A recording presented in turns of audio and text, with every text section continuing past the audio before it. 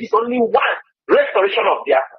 Anytime Mazi Alozie is being detained, I will also continue fighting. And somebody will go and tell, they are feeding Mazi Alozie with lies, making him, even they want him to go crazy, because when he's there, he says, so the leadership have abandoned me. Sometimes whatever he says, you may not blame him. Mazi, can I cut in here so that you continue with the flow? I want everybody to listen very well. Have all of you forgotten? Released by Kanu. Mazi, can I cut in here? Mazi, can I cut in here so that you continue with all these things that are happening? And, these are, the grand plan of Mazi Alozie being kept in order to destroy the movement. Do you think that these people are helping as they are talking about release Mazi Alozie, but actually the actions are proving otherwise, showing the Nigerian government, the green light to continue detaining him? Do you think that with all these things happening, that it will be easy for Mazi Alozie to be released? Because the Nigerian government might be thinking that, look, the more they continue, the more there will be confusions, and the more the movement will be destroyed. Don't you think so? Mazi, continue. Let me tell you something. If you ask Mazi or Former, you ask other people. Even if we feel upset, okay, about something, we can only communicate through the lawyers. We don't have any other means. Sometimes also, somebody like me, I don't communicate. Reasons, I have reasons. Mazi Alozie is in the hands of the enemy. Messages, if you pass a message to somebody who don't know the foundation, or like a signal for the person to understand, they may not effectively communicate that information. We don't write.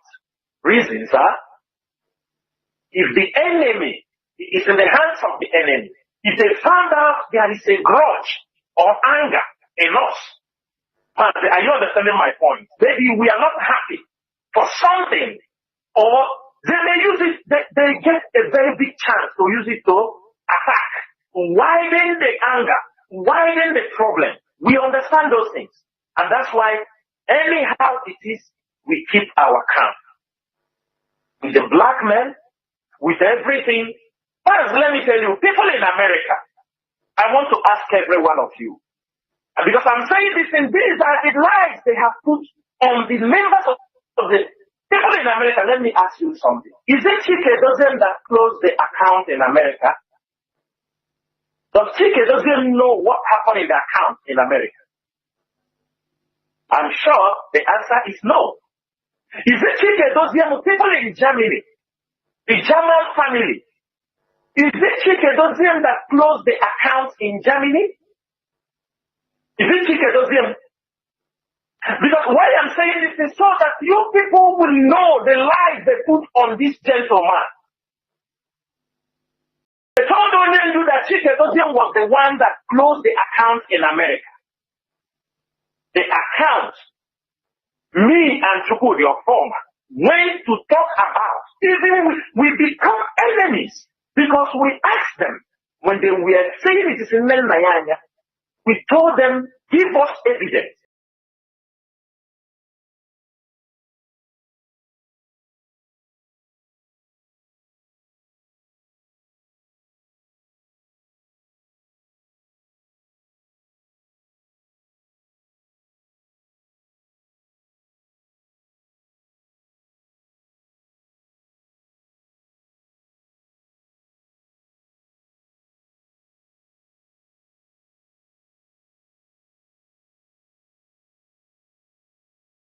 The type of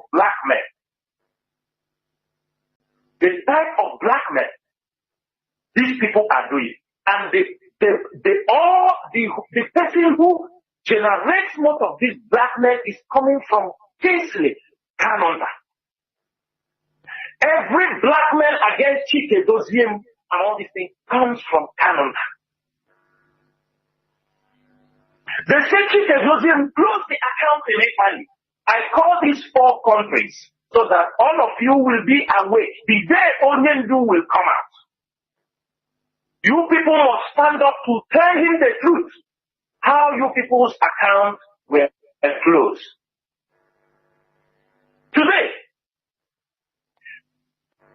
Mazi, every Biafran, remember, if you remember the note, Kalunta circulated everywhere.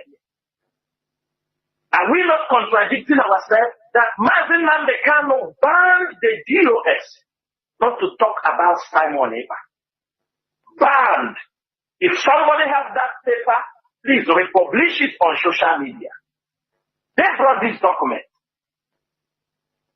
because we were exposing what they were doing, and they were not happy. Because they were using him to do certain things. This document was in the public domain. So, if only to ban the DOS not to speak about Simon Eba. Now, ask yourself, Onyendu said, make a paper disassociating himself. Also, if we want to be selfish, we will say, let us wait until Onyendu leaves the ban. Until he leaves the ban, that DOS should not talk about this. Are you understanding what I'm saying? Because we know what all that the game they were offering. The documents are there. They shared it on social media. Mazi, when I start shouting about Asari Dokubo, when I was screaming about Asari Dokubo in Imo State, because I knew Asari Dokubo was working. I knew Asari Dokubo was important. At the early stage, it was OSPAC that Dave Omahi, it was OSPAC that was working with Wilke. OSPAC, they continue to kill OSPAC in Imo State, kill OSPAC in Imo State. And they Wilke went a different way before he got contracted. Mazi, do you believe that all that time Asari, today Asari is also shouting everywhere his private army, he's saying how he came in Imo State. Do you believe that when I was shouted and Powerful was writing press release against Asari Dokubo, they brought a message that Onyendu said Powerful should not write about Asari again. Because Asari was working with Hope Uzodinma and they have a business with Hope Uzodinma. I am saying it on the radio. Powerful is there. They told him, don't write about Asari Dokubo again. If you write about Asari Dokubo, this will happen to you. What are we doing to ourselves? Then Asari grew wings until they saw Asari in Asuro, where he was pronouncing how they will kill the release Mazi Nnamdi Kanu. All of a sudden they wake up. They come to tell us, nobody is saying that we are there. Asari is attacking Mazi Nnamdi Kanu, nobody is saying anything. Why all this? Are we not big enough to take decisions that we make this problem work? Let me tell you people one thing. Denial and shifting blame is a very big war instrument. People should know that. Denial and shifting blame is always a strategy by secret service to dislodge an movement. It's not any movement. This is what we have gone in the hands of our people. I don't want to talk about the ones they lied against me, because I know record will not lie. But when I told Onyendu that she has given me something million. And I said, okay, maybe the accounts are there. And when Onyendu come out, I will make it public. There are things I will never want it to go under the table. I start to ask. I said to myself, when was the last time I had anything to do with Nnamdi?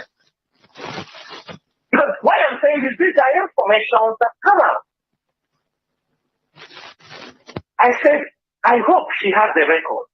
I have said this thing on Radio Biafra on many occasions since 26th December. 26th December 2021. Everybody put this date down. 26th December, that was the last date. This is the last day I have anything to do with Nnamdi till today. This is the last day I stopped requesting anything from Nnamdi. The last day I have spoken to her, the last day I have given her any message till date. Reasons are there. There are reasons. When Mazi Alozie was rendition, he gave instruction, if we need anything, we can take it from Nnamdi. Money for things, and we know the site is talking about. I used to send Nnamdi messages of our fallen people, people to bury, people that have cases that they bring out. I'm sure any transaction she makes, I am 100% sure she has the account. She is not somebody you can get money from her without writing the reason for the money, which I knew. They are all there. But the time I was very careful before this date was when I requested money from him the first time, after Mazi Alozie was brought in Nigeria, I make that request, CC to Chika Edoziem, CC to Nzurumike, and CC to Chukwudi Ofoma. When I sent that request to her, she told me that if I want her to release any money, I should not CC anybody about any request that I want, if I want to get money from her. That I can only send it to her. And I didn't feel comfortable. Because I know the way this woman behaves. I said, if I do things only with this woman, why not I've all got the same answer one day. And the same message, because when they will talk to tell Mazi Alozie, they'll just come out and they will start blackmailing you. I know, I think ahead of them. The same message she sent for me, I sent it to Mazi Ofoma. I sent it to HOD, sent it to Mazi Alozie. I said, see, I'm making a request, that I want people to be aware that I'm making a request. But this woman told me, if I gave anybody CC of my request, that she will, then Mazi Ofoma advised me, this is a simple thing, make request to her, and just for her to see, then you will send a copy to Edoziem, or that's all. I said, okay. So any request I make for her, we make screenshot, I send it to Mazi Alozie. And most of the requests were people in the court. People that were being held, people to bury, many people were mainly burials, people being held, and some of the officers, their parents died, they need to bury them. That was where the range of our requests. Now, on 26th, I made a request about some of our members in the prison in Abuja, which Mrs. Segole was inside, Ngozi Adade was inside. Many of them were inside in Abuja. Mazi, do we need all these details? Is it not so detailed? Yes. No, Mazi is better because that accusation is there. Are you understanding me? I'm saying it because the accusation is there. I may not be here tomorrow. We don't know. But I'm saying I just want to cut it short. Mazi, at that particular time, I asked this woman, there are people in the prison in Ebonyi State and people in prison in Cross River. When I ask, I want to say why I stopped communicating to her, asking her for anything. That's where I'm coming to. When I asked her, I asked her to send money to people in the prison. It was during December time, there was cold, and some of them are still in prison. They're still in prison till today. They're still in prison. And the people in Cross River, I told her, please, I didn't ask something that I can do also on myself when I have money. Send Ebonyi people 200,000, send people in Cross River 150,000. She told me she will not do it. That unless I give him a lawyer. I told him these are people in the prison. The one in Abuja that gives to Emeka, President Emeka. The one in there gives to their welfare. These guys are in the prison. It's cold period. She told me she will not do it. I told her why. Said I should not ask her unnecessary questions. That was when I told her I will never come to you again to ask help for our people. Because I found out you are using it as a ransom. She told me if you don't come to me, other people will come to me. Until today, I never go to her because I'm a man of principle.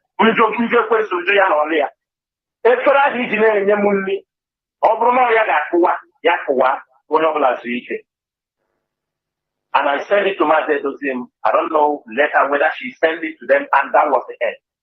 You know why I'm saying this thing? The way they have planned to destroy this struggle. And there are people, when we see them in this struggle, we start shouting. But let me give you another example. You see the audio message you're hearing where they will say they will kill Madugu, that Onyendu gave him weapons. Which weapons? It is Calendar that started that lie. That was what he used and deceived many people in Biafra land. When he wants to blackmail you, and people believe him that his brother Mazi, that Onyendu gave you so things that you sold it and get the money. And that lie is still 3 times they have gone, they want to kill Madugu because of that thing. 3 times.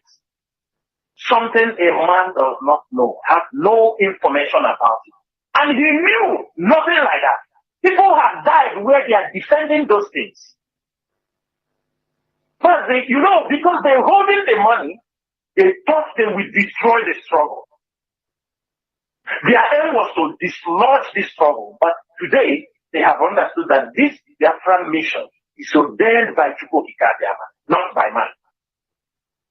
When they hold Mazi Alozie, when they were trying to destroy, you see this boy they call Solomon Ebo in Enugu State, in UK, the one that following them we talk about, that before attack Mazi Alozie and say he have begged him. You know what they do when they hear some of our members have problems? They call them. I'm telling you, maybe they're listening and they know, I know everything. They will say, why this guy didn't say it? We keep it for the rainy days. There are many information. Everything they did, we have. He called one of the principal officers in Biafra land. He said, oh, we hear you have, it was Solomon Ebo, called the guy. We know we hear that you have house issues. What happened? Why they are not paying your house issues? He said, I have told the leadership, they told me to wait. He said, oh, you are waiting for the leadership. They will not do it. They will eat the money. They will never give you anything. They blackmail Alozie. When he talked like that, he cut the telephone. Few minutes, talent, I called the guy. He said, the guy, I hear that you have problem, house problem. Why you don't come to me and tell me this? The guy said, well, I have told the leadership. He said, oh, leadership, can we never see Alozie? Can we not do it? Ask him, how much is your house rent? The guy told him. He said, I told you they will never do it for you. People that are hearing my voice, you know what this leadership have done for all of you. Both the one from our boss and the one the leadership have tried to keep to make sure this struggle is moving. There has been, when they deny us funds, they deny us funds. You told the guy, okay, send me your account number, I will put that money for you. He said, excuse me, I need one favor from you. This is Kanu talking to the guy. He's a principal officer. He said, I need one favor from you. He said, what's that favor? He said, I want you to go around the state, collect the workshop of every ESN commander, put them in one forum. I want to be addressing them. Make Skype for them, prepare Skype for them. Then when you prepare this thing, you call me, I will be addressing them. The guy said, frankly, I don't know about ESN commander, so I am not aware who is who. He said, if you need this information, I think the best person you can ask this thing is Mazi Alozie. He said, the guy who? He told him this is an insult for calling my name where he is. That he started to abuse the guy in Papa, in Mama, curse him. The guy said, what did I do? He called the guy until he closed the telephone on the guy. Mazi, can I ask you? Mazi, please. Mazi, can I come in here? Yes. Because, this thing you are saying, sometimes it will be, I know many people will be itching. Then when they are you know why I say this? Let me ask, which money is this guy, Kanu dishing out? Or we go on he go IPOB, or we go on Gagbaya? That is what we, how can an organization be held hostage, the fund, and now they'll be using it to, as they want to, do well and this and that to gather favor from people, whereas the organization is there with the structure. And we believe that things are going well. They are surprised. How are the men being taken care of? In other states, they send somebody. He went to ask the students, hey, you people, are you people eating? Are you people eating? If you're not eating, this woman, remember she's the one in charge of the finance, so he will let me know. He said I should ask you people, if you are not eating, they will give you money. Got the information. And Makachireke, on this platform, I told the people, if that guy come close to the camp, come close to ask anybody, kill him. Any of them that tried that nonsense, that was what they did at the early stage. They destabilize, they use the money in their possession, and they go, when they do that, when they cannot, they go to Union, they tell you ESN, nothing, they are not doing anything. They don't know about ESN. They don't know the work of ESN. They don't know. But what they are doing is they hear ESN pursue Fulani somewhere. Some of them run to a governor to tell him, you see, ESN is doing, they are pursuing Fulani, they are helping you to control security. We need some money. They take money on behalf of ESN. We have all the records, but I'm not going that side.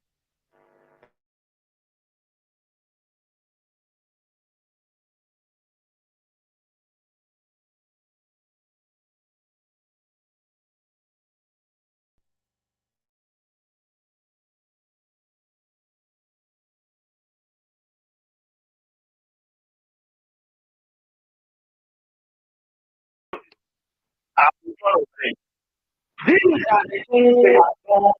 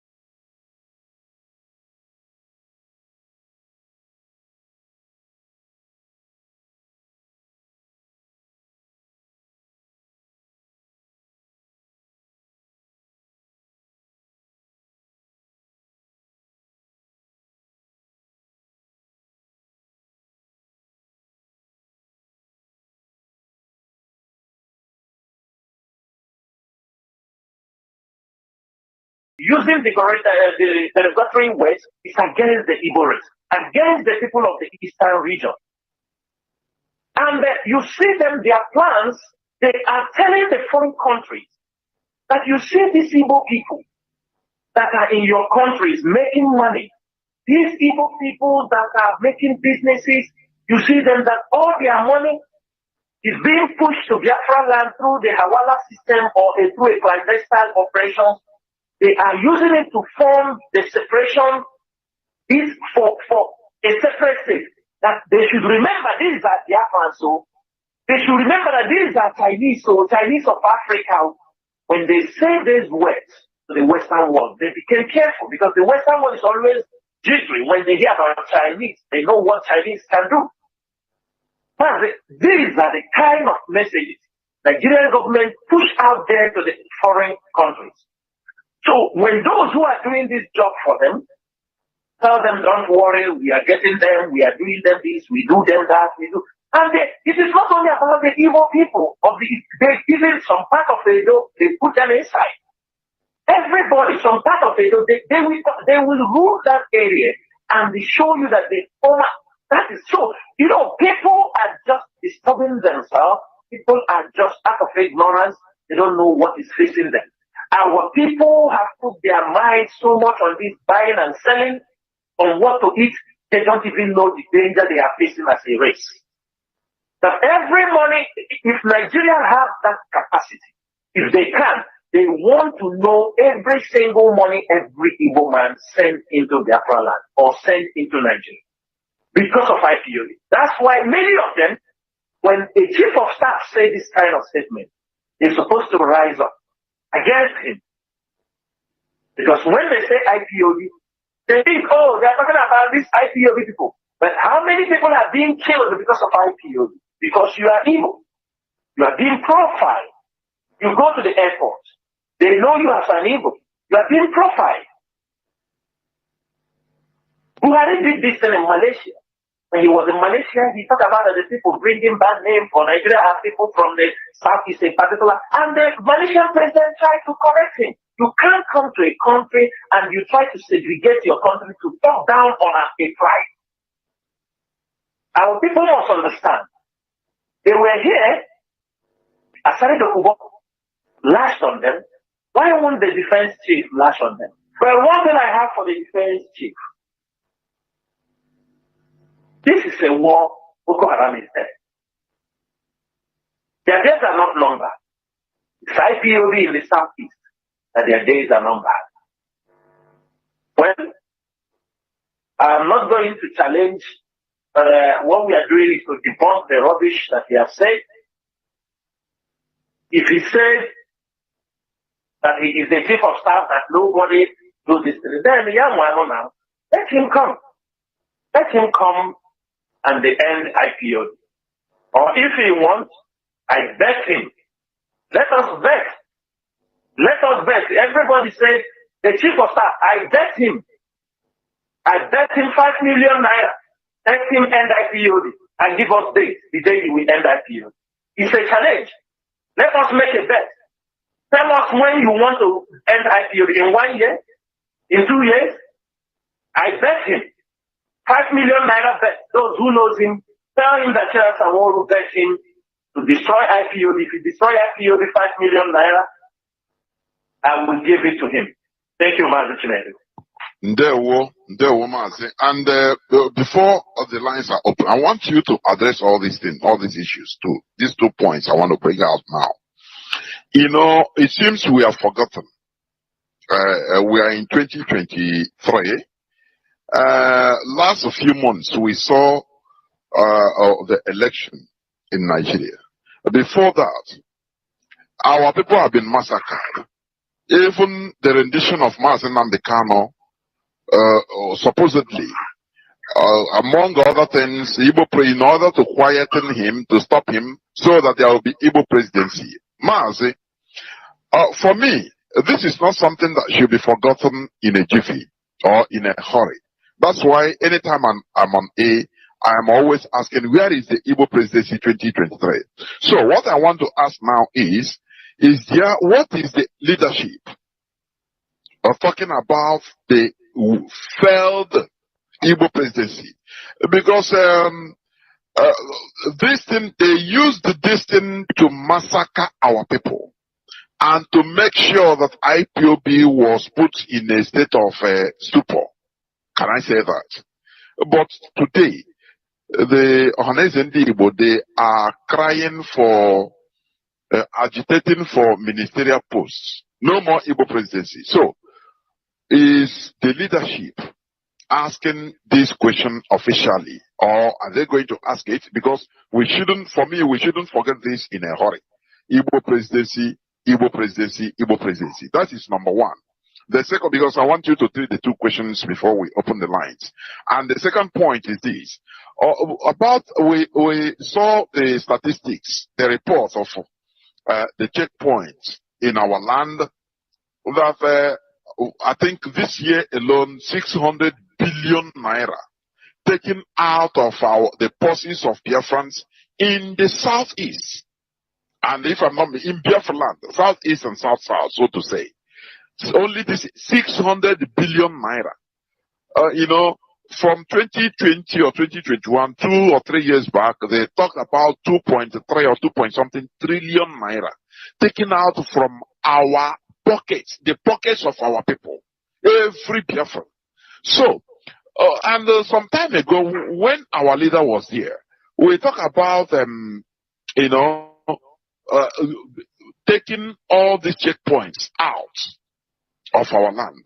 So please, can you address these two core issues, please, so that people will hear it? There were. The issue of Igbo presidency, we leave it for them, maybe people who have time, they can ask them that. Because before that, Mazi Alozie have said that there is nothing like Igbo presidency and that they will never get. How many times have they said that?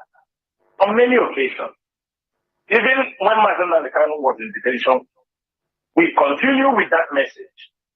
But anytime we try to preach or educate our people on that, they see us as a threat, and those who are denying them what they're supposed to get. You just saw what happened. That's why during the election, we don't want to come, we do not want to tamper, we just allow everything to. Even the Igbo presidency they are talking, of course, they will tell you it's politics. People can support whoever they want to support, and it is not mandatory they can support Obi. But you see, because of the Igbo presidency, instead if we go to Obi, rather we go to war. Because the Nigerian constitution made it very clear that if a president cannot be removed, especially if he engages in war, he cannot be removed. So the hope of even Igbo presidency, those hoping Obi or hoping for those things are just wishful thinking. It's not going to happen in Nigeria. And the earlier our people made up their mind and move forward to the restoration of Biafra, the better for them.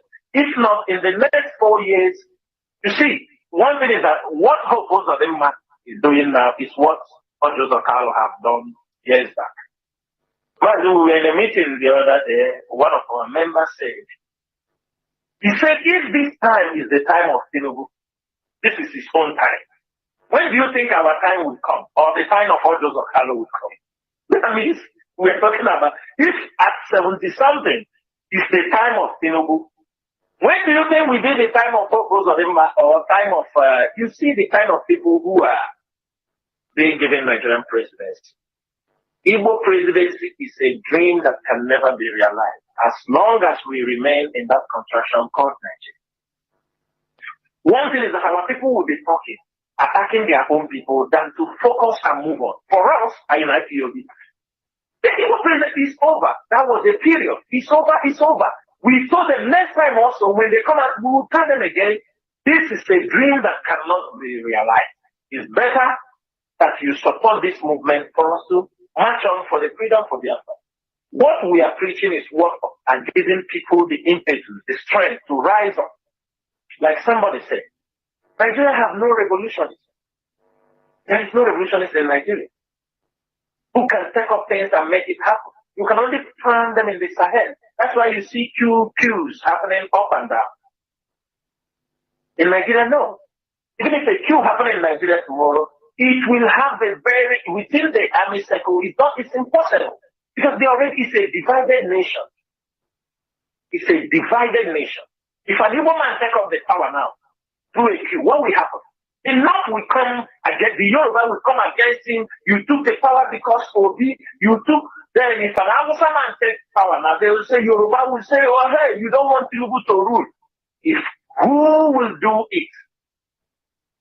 That's why any presidency, nobody will allow anybody to be able to rule him. You can't be a leader of another people.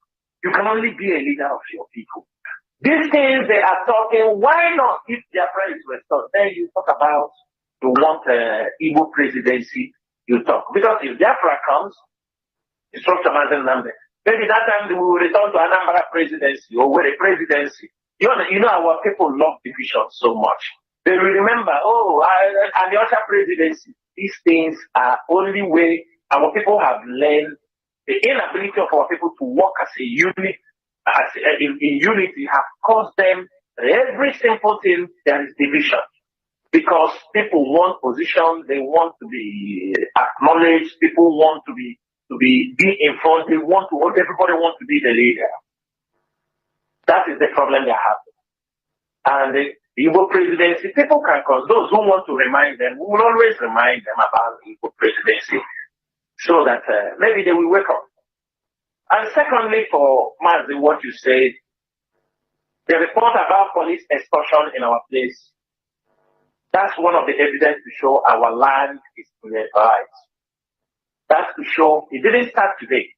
But we found out that it's something that is not going to go away very soon unless we restore Biafra. Because one thing is this, when you put pressure and remove the police or the army along the way, some of them remove their uniform because they cannot be able to extort from our people. They take mercy and they start to attack and kidnap to make the road, you understand me, for the commuters not safe. There was a video circulating since yesterday, some Fulani people that was arrested. They were part of the people that attacked that sister along that Enugu Express. And there's some ESN officers whom were assigned in that location managed to capture 2 of them. If you watch the video, you hear what the guy, when they're asking them, where are those guns you people are using? He says it's with the Oga.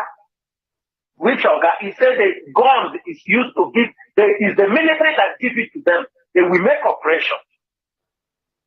Cause havoc along the road, return the gun, bring commission. Our land is a land of exploitation. The white, the Westerners, the British, the Americans are exploiting us. The Nigerian police is exploiting us. The governors are taxing our people. It is a land. The pastors are calling people in the pulpit. Nothing is working. Everybody is a country. Crocodile eat crocodile. Snake eat snake. That is how they have made our land to be. So, it is very, very difficult because the moment you remove them from taking that 50 naira, taking that 100 naira they are taking with their POS, because they see it is the safest way to make money, oppress the people, to intimidate them with the gun. The government knows. The governors, they don't know. They know. Some people, let me tell you, people are buying the road. People are buying the road. Leave this road for me. It was like when Mama Joseph Kanu was alive, or I think the mother is still alive. When Joseph Kanu was the governor, the mother sells, he sells a correct road. He sells to those who collect taxes. This is the way police operate in our land. Tax force. That's why that time you will see like a correct road, tax force people who are collecting money. They maybe he bought it from Mama Joseph Kanu, pay cash for the month. Every month is returning, and they go with army, go with police. Collect money from people. The same way they are doing on the highway. This road to this road. Let me get this road. All the returns have somebody they are accounting it for. Where can I leave this road for me? All against our own people. But do our people understand what we are into? Do they know that we are under bondage? Do they know that that is not the way people live?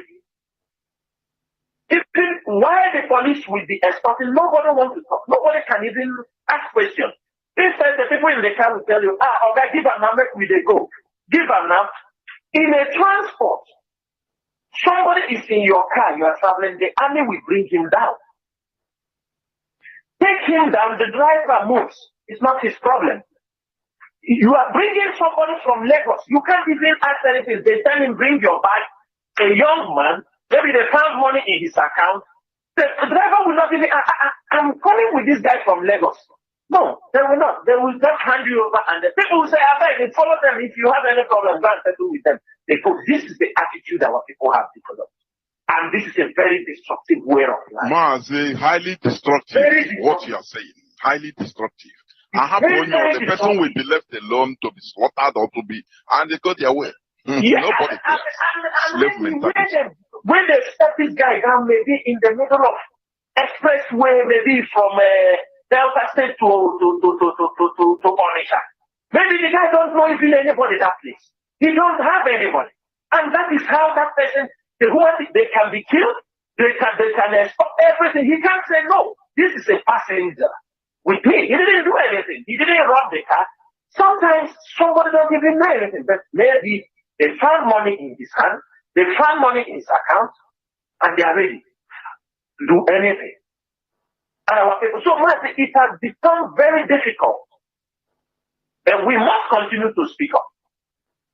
That money is just for a year.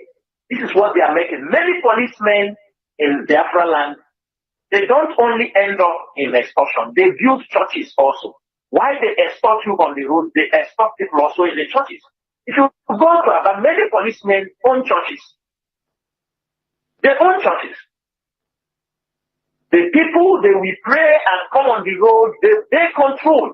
This is how, and nobody says anything because some pastors are one side exploiting the people and people are happy. They are exploiting you through the church and you are happy. Why won't policeman exploit his own? Why won't you be happy? Because we have demonstrated stupidity to the highest level. So these are the situation, but we continue to fight it. And I know if Biafra is restored, some of this problem, people must say bye-bye to it. Thank you, Mazi Alozie. Something that entered my mind, although you talked it, please, you see what is happening in Africa today, mostly West Africa. One of the main reasons why the West wants to use Tinubu and Co to fight Niger Republic or the military junta is because of gas coming from Biafra land. Gas from Okwa, which the Europeans want to use to replace Nord Stream gas from Russia. So that's why if people are saying that, oh no, this thing doesn't concern, I laugh. It concerns us more than anything. So what are you going to say about what is happening mostly in Africa, in West Africa now, please, before the lines will be open? Go on, Mazi. Mazi, thank you so much on this particular issue. I want to tell our people, because our people are people of emotions. They don't critically analyze things. You see people coming on social media, let's go to Russia, let's go to Russia, let's go to this. They are not asking. I have said this thing that international politics, from our experience, from things we have done, who we have tried to engage, we realize it is not on emotions. You cannot win the hearts of countries that have economic interests in your place through crying or through impressing them or through telling them, oh, we need your help. It doesn't work that way. If our people understand that the genesis of the whole problem now coming up is because of our own natural resources, some people don't understand. Some people don't even understand why they have militarized Oguta with the Nigerian naval base. They have stationed the big naval base in Oguta. Why? People don't understand why killings is going on in Zombe. Most of our people don't understand why. Most of our people don't understand what is even happening in the country. Sometimes when you try to write something to make them think, somebody will tell you, how is this thing going to remove Mazi Alozie in the prison? One of the most stupid questions people ask on social media. Reasons that you ask yourself, how come, if it is not interest, how come it is a CIA private jet, a CIA, Phoenix Airline, chartered airline is in America? How come it is a CIA agent chartered flight that was used to carry Mazi Alozie from Kenya to Nigeria? How come? Who is interested? Who is part of the plot? How come? How come that after the rendition of Mazi Alozie, that Nigeria will spend $670 million in the USA and Europe trying to dislodge IPOD with internally? That's why you see 4 governments in exile in abroad, 4 in America, and the 1 in Europe. 4 governments in exile. You ask yourself, is this a coincidence?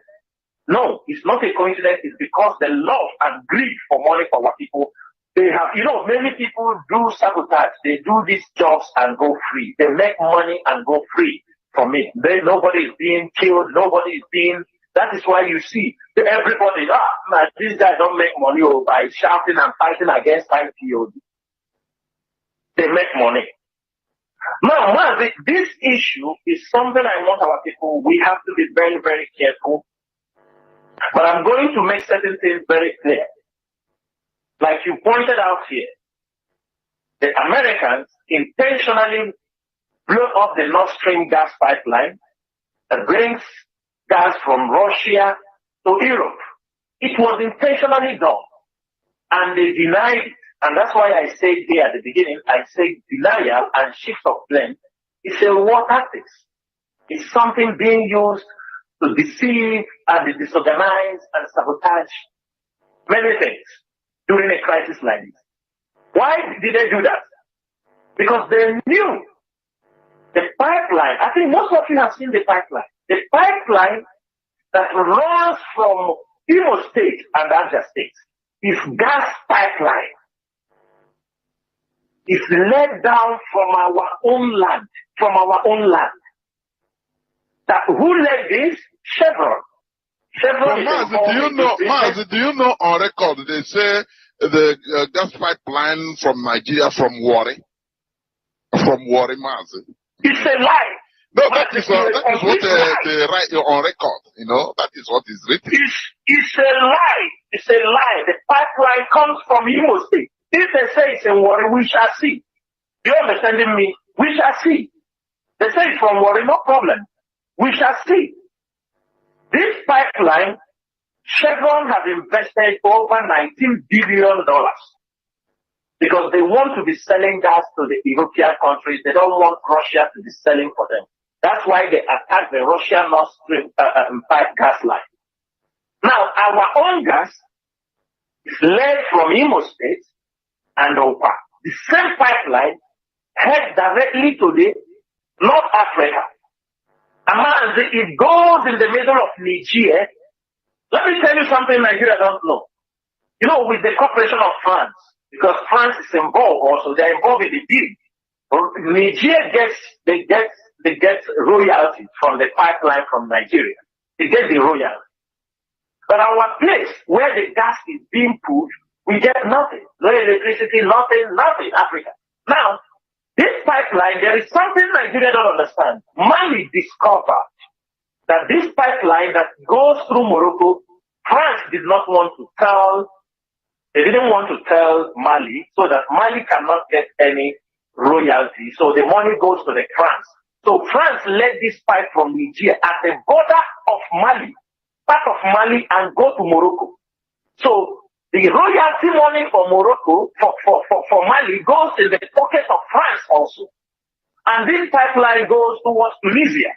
That's why when we are talking here, you were talking about Tunisia.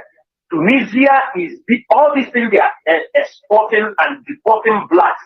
They are being supported by Europeans. Don't allow them to come here. Do anything. They won't talk about them. If it is something that they will be shouting, human rights abuse, human rights, now they call it immigration policy. That's what they call it. They are not seeing how Tunisia is throwing people. Had it been it is Paul Kagame that is doing this thing, you will see the whole newspaper, how evil he is, how this he is, how this. If it's in Africa, but in Tunisia, they're supporting him. When they throw them in the border, they send them, hey, go there to go, oh, we went up. They throw them. This is an agreement between Tunisia and the Western countries. Our pipe goes in from there. Now, Mazi, let me tell you something. What is happening in Nigeria is something that is designed to happen. And I want our people, everybody listening, for those who want to run, they have circled you. You are running nowhere. That's why you see the Northerners shouting, we don't want war. Now, these Russians have drawn a line along the Sahel. They have taken Guinea-Conakry down to the West African coast. There is a sea. From there, Guinea-Conakry with Mali, Burkina Faso, Niger, Chad, Sudan till Sudan. So they have crossed, and there is war in Sudan. Now, if there is anything happening in Nigeria, people cannot run to Chad and go to Sudan because that route, maybe they want to run to Saudi Arabia, they want to escape. No, they are not escaping because there is war in Sudan. Now, from Gamborungala, heading to N'Djamena heading to the border and head to Niala in Sudan, Niala to Khartoum to Port Sudan. They can enter the ship to go to Saudi Arabia. This route, because there is war in Sudan, is closed. Now, Niger has become the center of everything. Can Nigeria go to war? If Nigeria goes to war, they will be sabotaged. That is something our people have to know. They can never go to that war in unity. Mazi, the former president, which is Bozum, he is from the Fezzan tribe, a minority tribe in Libya and a minority tribe in Niger. Yes. He's from the Fezzan tribe. This Bozum, a couple of months back, you saw there was a clash between verbal oral abuse by the Mali president and Mali officials calling him a foreigner, an Arab, coming to pick up. And now, this Tachini, who is the president, the true leader, who is now in charge of Mali, he's from the Hausa tribe, Mazi. And you know the Hausa people, this is first-time power is falling in their hands at this very critical stage. And the most of the Hausa, you see them also down in Nigeria, in Kanu, in Katsina, in all the 7 northern states. So, if Nigeria tries to go to war, automatically the Hausa people will sabotage that war. They will sabotage it. And now, Russia has stepped in because Russia wants, and let me say it, the Sahel countries want to humiliate Nigeria. If Nigeria go to the war, they will be humiliated. This tag the British put on them, giants of Africa, will be removed. They will be torn apart. You know that border, as long as the Russian mercenaries are there, people will be massacred. So for people who want to go Libya route, we are going to Libya, all this route is crossed. You see what is happening in Burkina Faso. But man, this I'm saying is a normal thing that is there. But I'm telling you how it's going to affect our people. Number one, all our people coming from Europe, all the flights from Europe, the ticket fare will jump, it will skyrocket. That is what is going to happen. Because now Niger has closed their airspace. Every airspace, every flight moving from Nigeria to Europe, the shortest route to go to Europe is from Niger, Tunisia. They head to Rome, they move either to UK. That is the shortest route.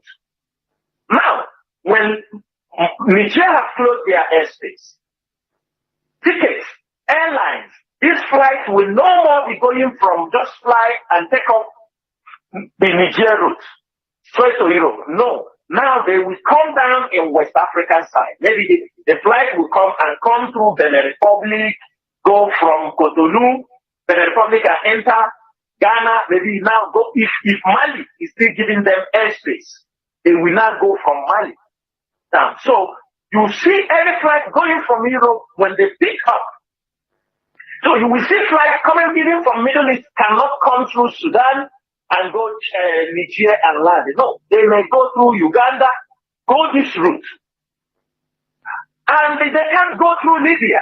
You know there is a war in Libya, so that what happened with Malaysia Airlines in Ukraine, in Russia, Chechen, will not happen.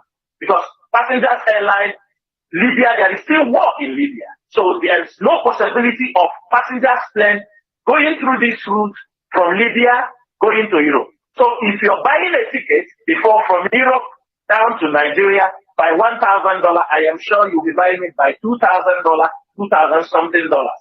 If you are buying airline before 1,500, be ready, you are going to buy it like $3,000 because the routes will change, everything will change, but the gas will be always be pumping from your place down to Europe. But now, when they burn the Russian pipeline, don't you think that Russia knows that Britain and America, because they are enemies, you think they want that pipeline to continue to fly? That is why you see America shouting, do this, don't do that, democracy, democracy, democracy, because of the pipeline. Because Chevron invested a huge amount of money. Then you come to Biafra land. People thought that the British petroleum have left. No, they are there. They are British gas and oil exploration. They are using this global, Sterling Global, an Indian company. This Sterling Global, they are specialists in oil bunkering. They are the ones stealing our oil under the pretext of the British gas and exploration company. So contract, they will give it to them. But the mother is the British gas and oil exploration. But you won't see their name. You will only see Sterling Global. They are stealing in Onka, stealing in Obaru, stealing in everywhere to tap. Because sometimes people don't understand. Can you imagine pipelines that pumping oil? Somebody will go on the high sea and tap and fix his own pipe. Who can do that if you are not connected with the shipping lines? If you are not connected with the company? Who is shutting down the main flow station for him to put in his own pipe? This is what they are doing in our place. And they are not ready to go unless we kick them out. And to kick them out, all of us must understand what is happening in our land. We must understand that they are exploiting us. We are not saying people should not do business in our place. We are not saying people should not do that. They are not doing business. They are ripping us off. They are ripping us. I mean, I don't know another adjective to qualify this. They are ripping everything we have. That is the situation in Niger. And let me tell you, it is very, very complicated. Very complicated. One thing our people have to know is what the Americans and the Europeans used NATO and did in Ukraine, it is going to repeat. That's why they are trying to drag this ECOWAS to see if ECOWAS will be that, that baby boy they can use to manipulate and go proxy so that they can fight in Niger Republic. That is what they are doing. Tinubu himself, for me, he ran so fast and joined the international politics when he has not even picked his cabinet. Now he is trapped. He goes to the war. For me, he will be the biggest coward if he didn't go to that war. Thank you so much, Mazi. Mazi. We must continue. I think we'll go into a few minutes breaks, Mazi, so that when later we shall open the lines. I think it will be the best so that we open the lines. I think Mazi, it's better. So that people will call in. Agreed, Mazi. Yes. People we can call in. Call in and ask questions. No problem. Or make useful contributions, please. Therefore, thank you. Do not go away as we go into just few minutes break. I know we have taken time, but it is worth it. Because sometimes, we must listen. We'll go into a few minutes break, and when we come back, our lines will be opened so that we take calls. Please do not go away. We'll be right back. Come back. This is Radio Biafra House of Service coming to you through Radio Biafra London. My name remains Mazi Jonathan Chinedi from Olu Province, and I am here with Mazi Chinasa, one of the members of the Directorate of States of the Indigenous People of Biafra.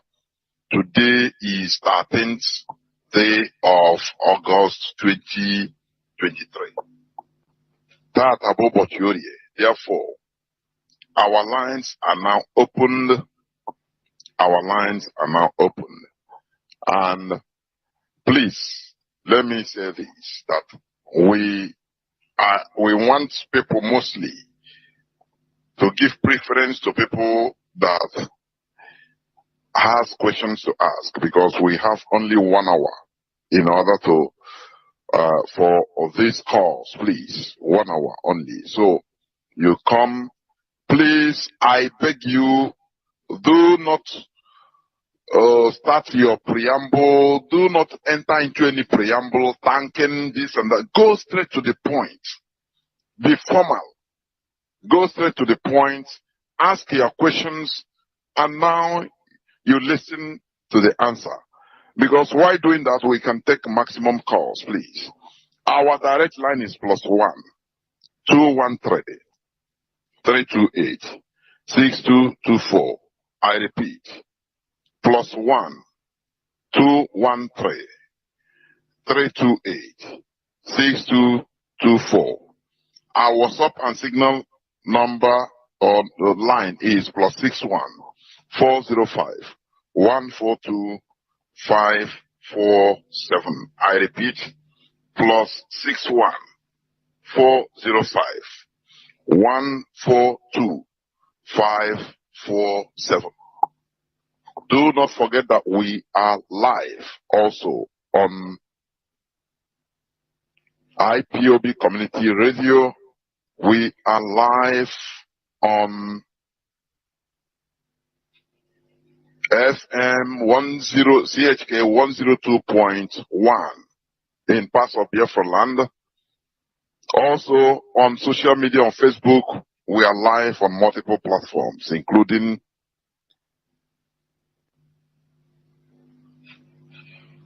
Radio Biafra House of Service. Therefore, I have callers already lining up. Please, as I said, no much preamble, please. Let me check. Caller on direct line. Can you hear me? Let me see. Caller on direct line. Are you there? Can you hear me? Please go on straight to your question, if any. Go on. Caller on direct line, please. Sorry, I don't know. This thing is not coming out. Just hold on, if you may. Caller on direct line, hold on. Okay, go on now. Your voice could be heard. Go on. Caller on direct line, please go on. Go on. My question is, right? Yes. How can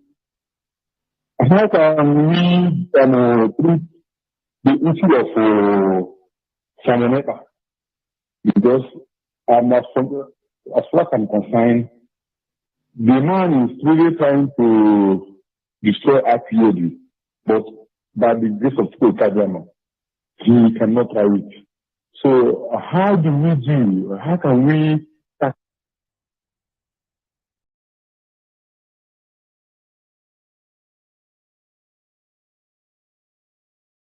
the issue of Samoneta so that he can die a natural death like the former saboteurs like Wikimefo and others? Please. It's really giving me concern. Mazi, I hope did you start following Mazi? So that's my question. Mazi, did you start this program right? I hope so. You? Oh, I don't know. Mazi Chinasa Nworu. Mazi, Mazi Nasa, can you hear me? Yes, I was cut off. Now I can hear you. Yes, I saw it. I don't know why. So, you heard what the caller said, although I was trying to interact with him before he went. It's just a call on direct line. So he asked, how do we What did he ask? how do we treat the issue of Simon Ekpa? You know? So Mazi, already one of the best things to do when people are blackmailing and doing is we have the people who are responding him, who is, putting the story straight, who are trying to debunk the disinformation. That is the first thing we have to do. While we are doing this, while we are trying to educate, to correct the disinformation they are peddling around, I have heard and I see a video where he's threatening internal war. You understanding me? The only thing I have to say, so just about you understand me? He should know he's talking to men. He's not talking to kids. This is IPOB. In IPOB, we have men. It's not boys. Before he even dreamed to pronounce, before he pronounced correctly IPOB, because I know some years back he couldn't pronounce IPOB very well. So before he even learned to pronounce IPOB very well, men are here. And we know. The only thing is that now that our leaders have pushed and they make it open, then let us see. Because before we do things, while we are trying to clarify those things, the siblings are going, lying, passing that we are fighting him for. Now the story is clear. The story is very clear. The story is very clear. If anybody who was saying, oh, we are attacking him that he was fighting for, is the story clear now or not? That's why for me, I don't want to meddle because I believe we have solved this problem years back. But we wait. They push him, oh, he said he declared internal war, there is going to be that. With who? With himself? A criminal? Because I believe we have solved this problem years back. But we wait. They push him, oh, he said he declared internal war, there is going to be that. With who? With himself? A criminal? Because I believe we have solved this problem years back. But we wait. They push him, oh, he said he declared internal war, there is going to be that. With who? With himself? A criminal?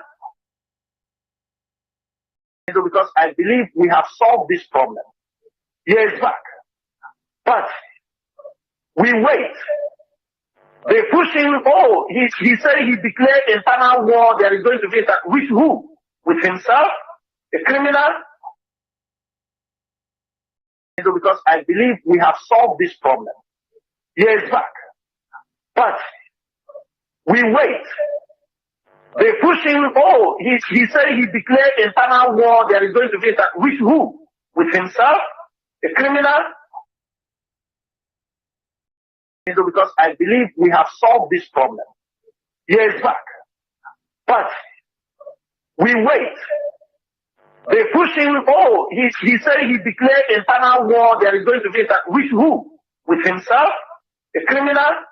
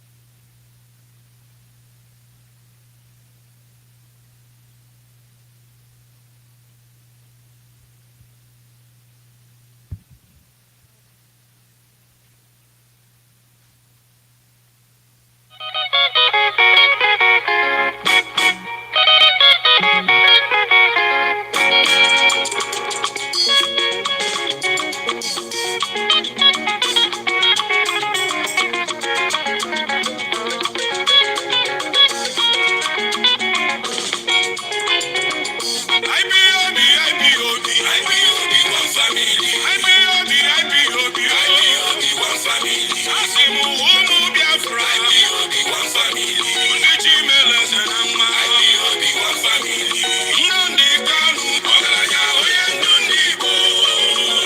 Ọhamadike anyị kwụ oge n'azụ. Ọhamadike anyị kwụ oge n'azụ. Mbatara ya ma ọsọ ya na.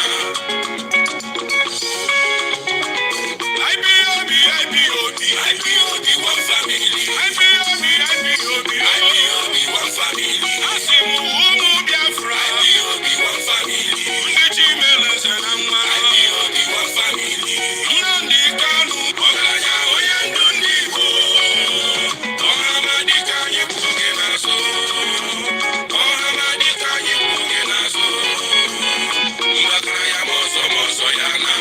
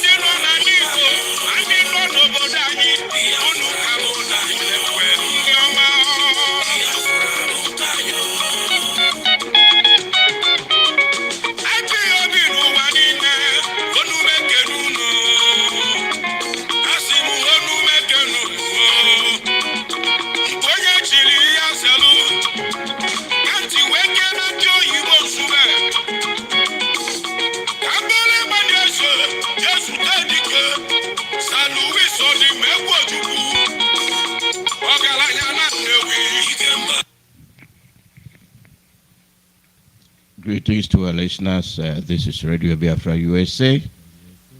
We are coming to you through Radio Biafra London and IPOB Community Radio, directed by our leader, His Excellency Mazi Alozie Kanu. Today is August the 26th. The women will be here any moment from now. You actually excuse me. This thing is acting like something that swallowed some vodka. I think I've got it under control. Yes.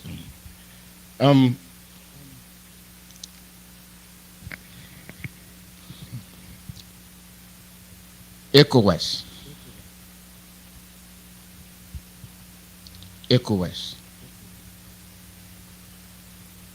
Nigeria. Is ECOWAS Nigeria or Nigeria ECOWAS? They are leading Nigeria to war. And the fallout will be very disastrous. Nigerians are not speaking. They cannot protest. They cannot say no to war. They're all quiet. That thing I've been telling you about the existence of Nigeria.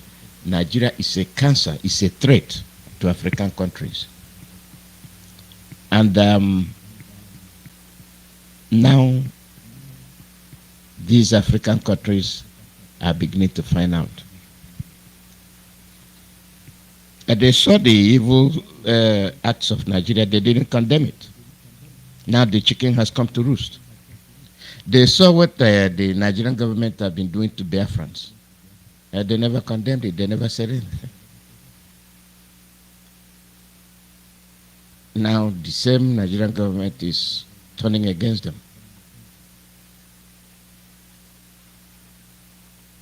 Carrying the Western world to come and attack African countries. And Nigerians are there watching. They did it in Iraq. They did it in Syria. They did it in Libya. In so many places, you are evil. They are right. And those people that are supposed to speak, those Nigerian elites, those that are so enlightened that they know more than their creator, they cannot speak.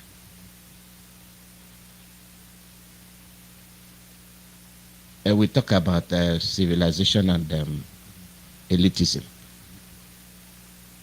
Of what use? Of what use if you cannot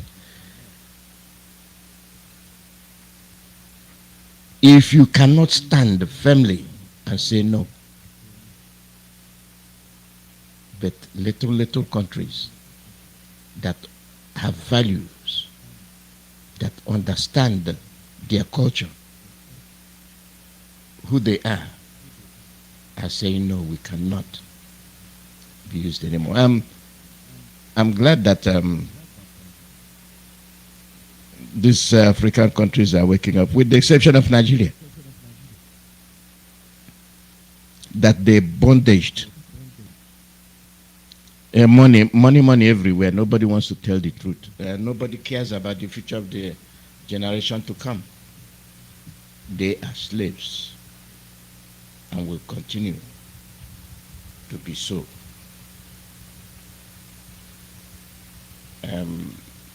There are things that came up and I saw it, I laughed. I laughed because people do things that will benefit them and their people. And how does that manifest? When you have value, when you know where you come from, and you have value, you will have respect for your people. You will have respect for yourself.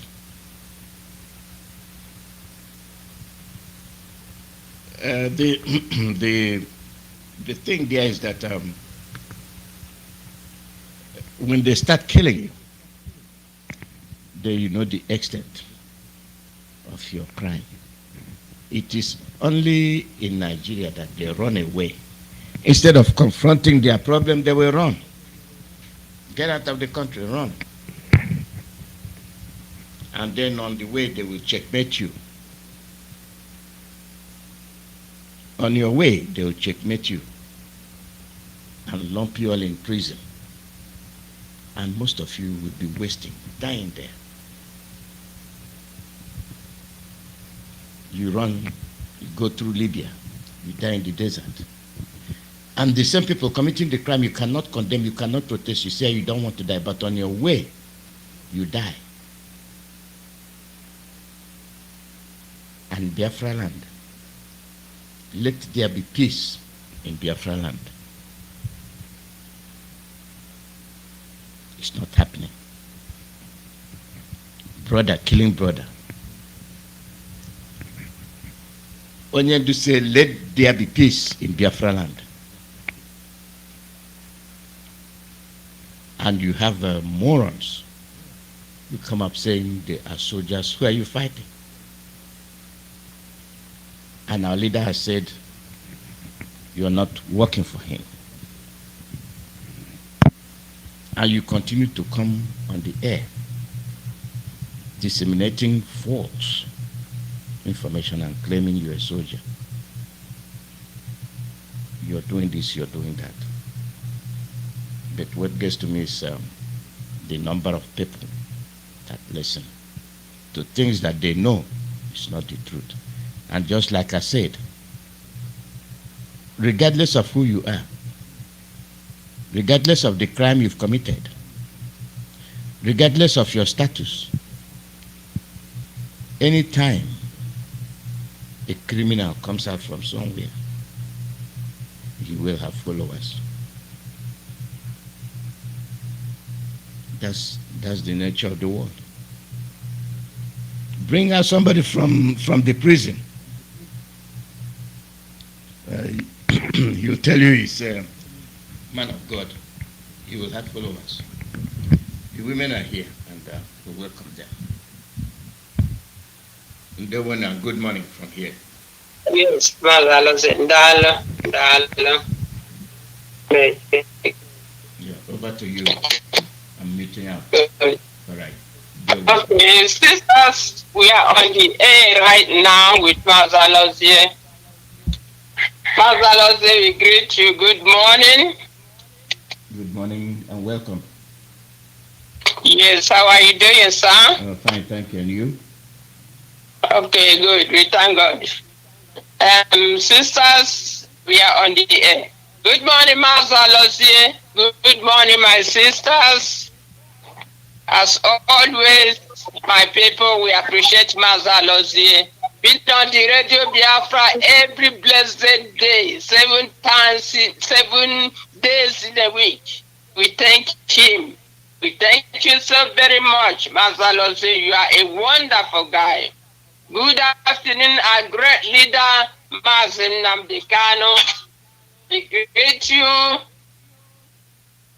We the women US greeting you, Oyendu. Oyendu Kamadike one of Biafra. We thank you for your sacrifice, your dedication. We thank you, Oyendu, for your service for the Biafran people. We thank you, our leader, for whom you are. Agitation and torture, sacrifice for our nation, Biafra. Oyendu, we continue thanking you. It is indeed unfortunate that because of one man, Nigeria is destroying all the safeguards contained in her law. Because of the selfish desire to detain our leader, Mazi Nnamdi Kanu, illegally. To detain our leader, Mazi Nnamdi Kanu, illegally. This is unacceptable. Onye pụrụ ihe niile, release you as is the due time. Mazi Nnamdi Kanu, thank you for all you are doing on behalf of your people. To you, great Biafrans and lovers of freedom worldwide, I greet you according to your time zone. I greet you, welcome to this program. Welcome. It is always my pleasure to say welcome on Saturday US Women Program. My name is Akunne, and Akunne is from Owerri Province. We are presenting for you this morning from United States of America on Radio Biafra. Our leader is the director of Radio Biafra and Biafra Television. Once again, we can't stop to appreciate our leader, Mazi Nnamdi Kanu, who made it possible for us to be here today, who established this Radio Biafra for us to communicate to all the world and to our own people. Again, we thank the leadership of this movement for all you're doing to see that Biafran peoples have their freedom. We thank you continually. We pray for you every day that God may give you the wisdom and the knowledge you deserve to carry us on this mission to restore our nation Biafra. Once again, Mazi Alozie, thank you so very much. You are here. My sisters, it's time right now for you to introduce yourselves.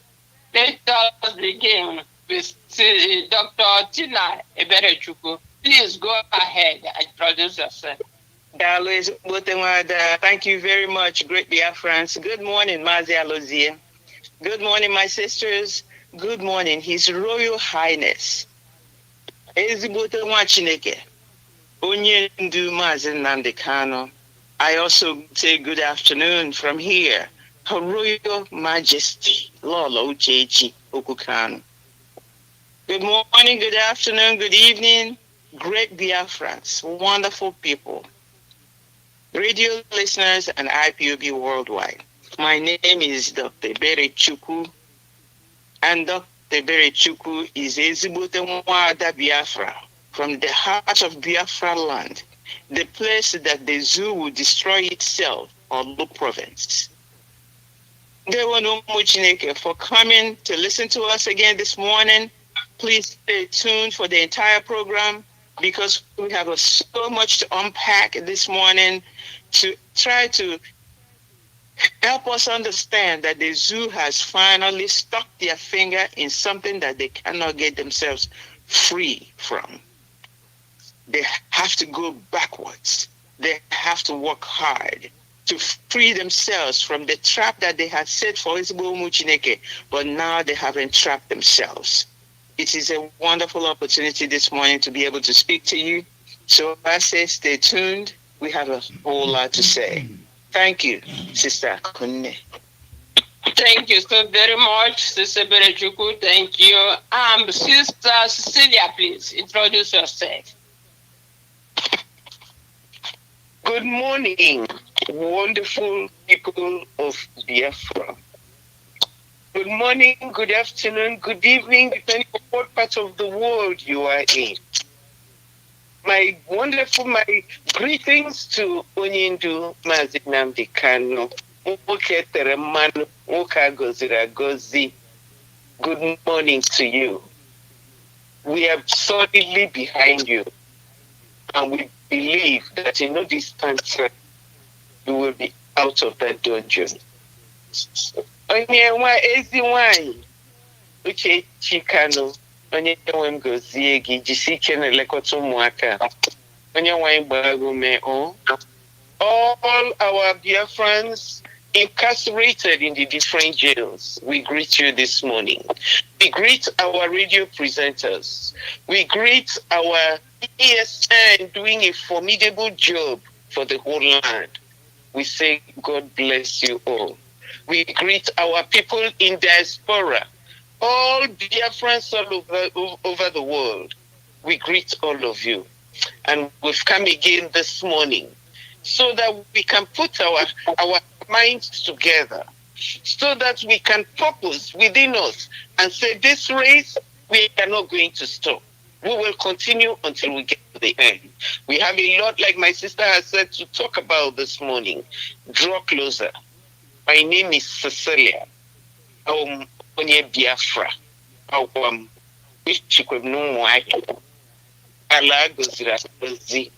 God bless you all. Thank you very much, Onye Biafra. Onye Biafra. Now, please, Sister Victoria, please introduce yourself. Ndewo, Biafra. Ndewo no Umu Biafra. Today is another wonderful day. Even though that we are being pushed, even though we are being made angry, but Chukwuka is still with us. I want to thank our wonderful leader. We can never thank him enough. We cannot thank enough the DOS who are holding the structure in place, not to allow the enemy, the infiltrators, to scatter what our leader has spent many years to do. We want to thank all well-meaning Biafrans in different places where they are working, both those we can see, those we cannot see. Your work and your effort is not in vain. Those who are encouraging our people to come back home and join the struggle, we want to say thank you to all of you. Today is a wonderful day. We are really, really, really angry over the things that have been happening over the years. Concerning the detention of our leader, we are not happy. Biafrans are not happy. And I know Chukwuka knows what he's going to do as his people continue to work hard. Please come closer, share with us, listen. Continue to think of what you can do for Biafra. It doesn't matter how small. So long as you are engaged, you are doing something, Biafra will finally come together and our purpose will be achieved. My name is Victoria. Thank you so very much. You know, as we are ordered to read Psalm 82 daily. Biafrans all over the world, Psalm 82. You read it every day because God has truly shown that Mazi Nnamdi Kanu is not guilty of anything. So therefore, we must read this psalm. I'm going to read it right now. It's very short. After that, we can proceed with our prayer and go forward. Okay, Psalm 82 says, God has taken his place in the divine council, in the midst of the gods he holds judgment. How long will you judge unjustly and show partiality to the wicked in Nigeria? How long, God? Give justice to the weak and the fatherless. Give justice to a leader as Nnamdi Kanu. Maintain the rights of the afflicted and the deprived. Rescue the weak and the needy. Deliver them from the hands of the wicked. The hands of the wicked, Nigeria. They have neither knowledge nor understanding. They walk about in darkness. They walk about in darkness, yes. All the foundations of the earth are shaken because of one man. I say you are gods, God, sons of the Most High. All of you are gods. Nevertheless, you shall die like men and fall like any beast. Arise, O God, judge the earth, judge Nigeria, for to thee belong all nations. This is the word of the Psalm of Psalm 82. And Sister Victoria, please go ahead and lead us in prayer. Very short. Gracious Father, we thank you and we bless you this morning for another opportunity for your people to come and talk and deliberate. Our Father, one thing that we know, oh God, is that the enemy will not silence us.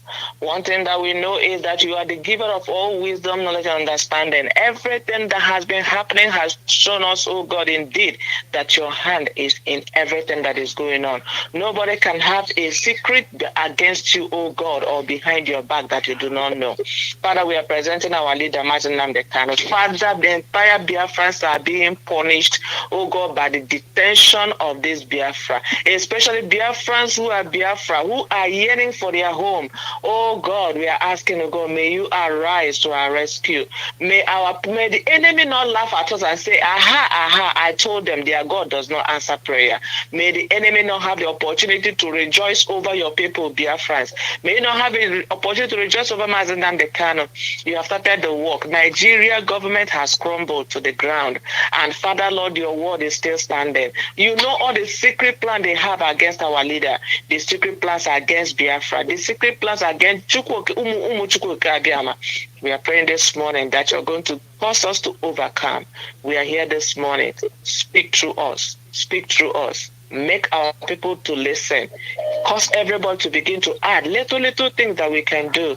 And I know, Lord, you're going to put it together just like the broken bones. Father, Lord, those bones in the book of Ezekiel, they will all come together. They are going to form a mighty army. This is a prophecy for Biafra. And Father, it will materialize in our time. It will come to pass and Biafra will be restored. Thank you, oh God, for all the people working for Biafra. May courage be renewed every day against all danger. In Jesus' name we pray. Thank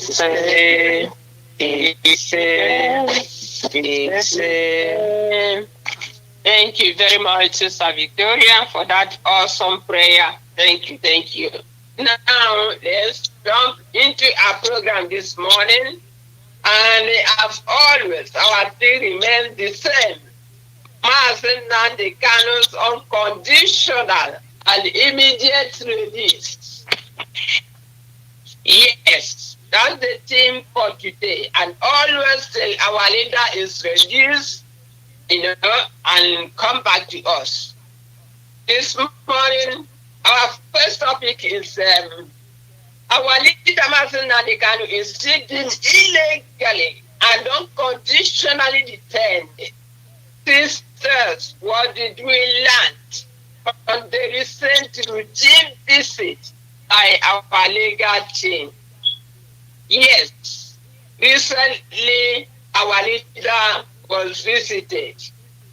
As usual, every Monday, Mazi Alozie Jofo, this is our leader with others.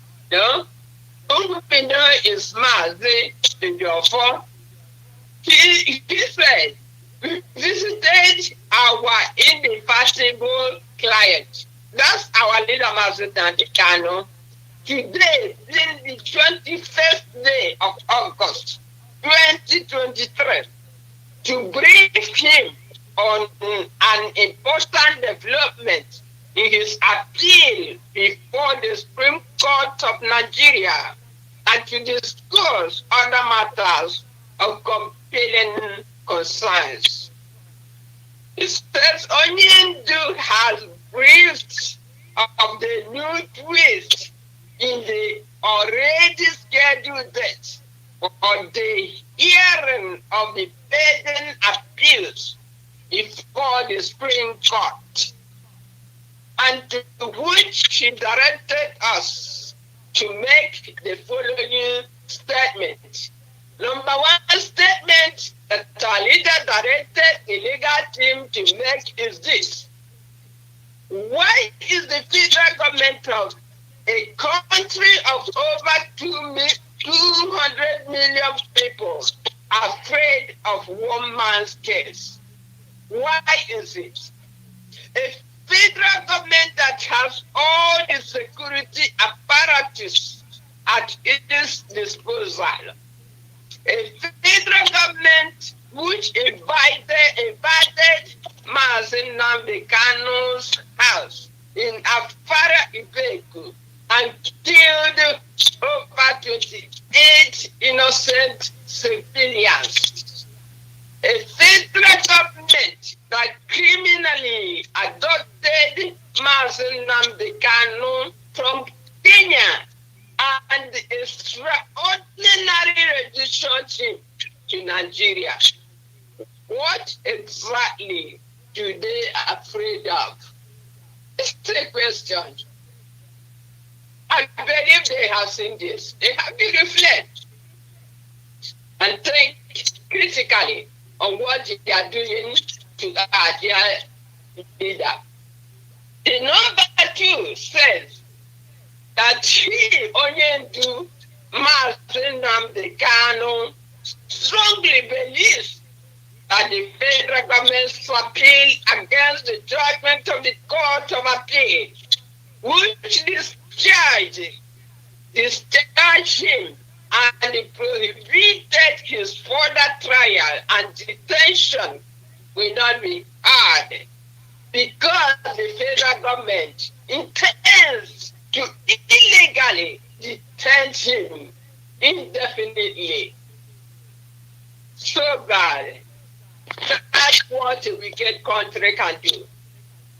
Number 3 says, there is presently a charge pending before any court against Mazi Nnamdi Kanu, yet it is still being detained based on an unprecedented order or stay of execution in total disregard to his constitutionally granted right to personal liberty.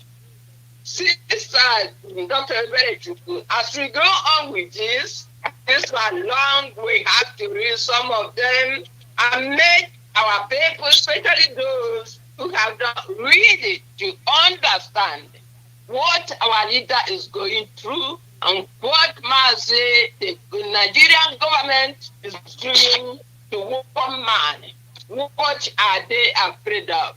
Dr. Berechukwu, please go ahead and continue where I stopped. Thank you very much. Great Biafrans, it is wonderful to actually read the words that are coming out of our Onyendu's lawyers nowadays. Because if you don't read it carefully, we won't understand. In our group, we asked ourselves, what is Nigeria really trying to do? Nobody understands what they're trying to do, and they think that we are not following. Yes, Nigeria, we understand what you're trying to do. Onyendu just said you are unconditionally and want to indefinitely hold him. How can you do that? This is a country without conscience. How can you unconditionally and illegally, unconstitutionally, I should be saying, unconstitutionally be holding someone illegally under your custody that has been discharged and acquitted? And you want to hold him indefinitely. Indefinitely meaning that you're just going to hold him as long as you want, without paying attention to your laws, without paying attention to the judgments that have already been rendered. These people are so criminally wicked. It is not even, speaking it doesn't make the impact. So that they understand how wickedly they are acting. How so, I don't even know another word that is worse than wicked to qualify the Nigerian government, the Fulani government of Nigeria with. But before Onyendu said this, on 4th of August, Michael Zekome's chamber wrote a letter to the same Honorable Chief Justice of the Nigerian Supreme Court, and in Abuja, and he wrote to them asking them that on the 11th of May 2023, the above appeal came before the Supreme Court, and they were adjourned till the 14th of September. He's reminding them what they did and what all of us great Biafrans have been hanging our hope and our prayers on. Let's just wait for September 14th. Let's just wait for September 14th. Saboteurs Day. Now we add those Supreme Court judges to sabotage. We add the whole Fulani government of Nigeria to saboteurs list. They're all in it. They're all in it. There are people without honor, without shame, without scruples. These people are wicked to the bone. They want to toy with the whole nation. They're toying with Biafra. But you know this name? We told you when we started early coming on onto this radio that I got the ball on Nigeria till I am back. They have actually gone to a point where whatever they do now is a shame to them. Shame unto them because of their wickedness. Michael Zuckerman said, perhaps it was not known to the Honorable Court at that time that the Supreme Court would still be on its annual recess by the said 14th of September 2023. Let me tell you, I have lawyers in my family back in Biafra land, lawyers. Every August, between sometime in August and September, there are always, every court in Nigeria recesses. They go away on vacation. And that vacation does not last any less than 1 month. It doesn't last less than 1 month. It's always a month end. My father-in-law, who had owned his own chamber for the longest time, always recesses, and that's when he used to take his vacation and go wherever he wanted. How does this honorable court not remember that they are on recess when they set up the time to try or to sit for this review? How do they not know? These people, they go finger on stock. They're stuck in that. They cannot even remove finger from it. They are so wicked. They are now the trick that they want. They meant for Biafrans. They're tricking themselves. They're now really messing themselves up. So Michael Zuckerman's son was reminding them, maybe, how can you forget though? Because all my life with my father-in-law, I've always known, and my sister-in-law, who is also a lawyer, have always known they're out between August and September. How did you forget that when you set the time for September 14th? Sabotage Day. Okay, so he continues to say, we know that you would not resume till 18th of September 2023 and start sitting. They will start work on the 25th of September 2023. With the above background, the stimulating circumstances, and the particular facts of this appeal, which involves the liberty and critical health condition of the appellant, Mazi Nnamdi Kanu, we humbly, as they will speak as lawyers, we humbly pray that my Lord may kindly fix the appeal for 28th of September 2023 when the criminal appeals session commences. And then humbly he says, thanking you for your lordship's kind consideration, sir. Please accept the assurance of our highest regards. And he signs it, Professor Mike A. Ozoka-Mesan. And let me tell you, do you know that this letter was written on the 2nd of August 2023? It is nearly a month. The month of August is nearly over. I don't recall seeing anywhere, tweeted, Facebook, press release from a Mapafo or anyone else, any comment by Mazi Chinasa, or any comment by HOD Mazi Chike Duzium, any comment from anyone, any leadership, even from our other barristers, about their response to this letter. Guess what they're playing? They're playing possum, like Americans would say. You're asleep because you're on vacation. You're nearly dead because you're on vacation. You don't read your mail because you're on vacation. But you're the same one who scheduled an important, very important case on the 14th of September when you're on vacation. Do they think we're children? Are these people thinking that we're children? You're playing. You're playing and we're calling you out, you're playing. And this play must stop. You're playing with the life of the leader of over 7 million people. If you really want to feel the venom that Biafrans feel, please go and listen to this week's broadcast from the fearless evangelist, Mazi Alozie. He gave it to them like we feel it.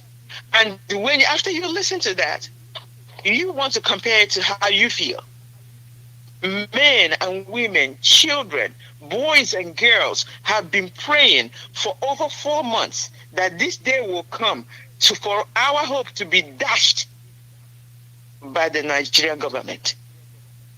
This Fulani hegemony, this Fulani oligarchy, this Fulani cabal in that space called Nigeria must get behind us, Satan, because we're Biafrans. Just like my sisters were, saying, I wouldn't be Biafra. We're not Nigerians. You're playing with the wrong race. We are blessed by God. God hears our prayer.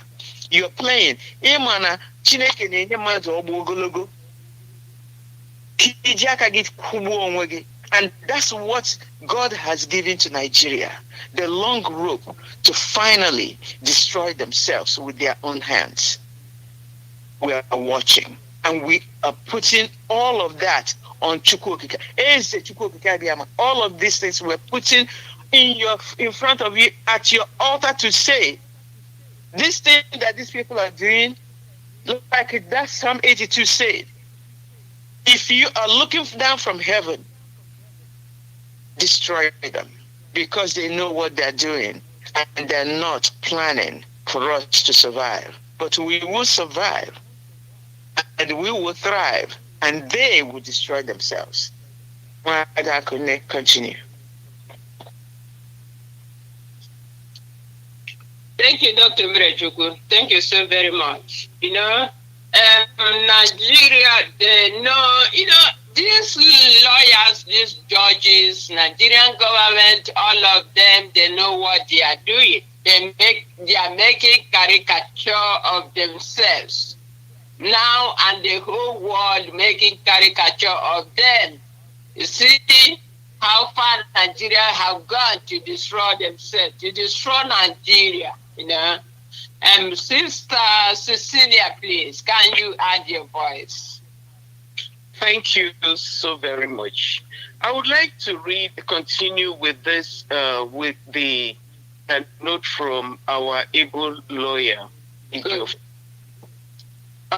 Because there's so much information in it. Let me read it real quickly.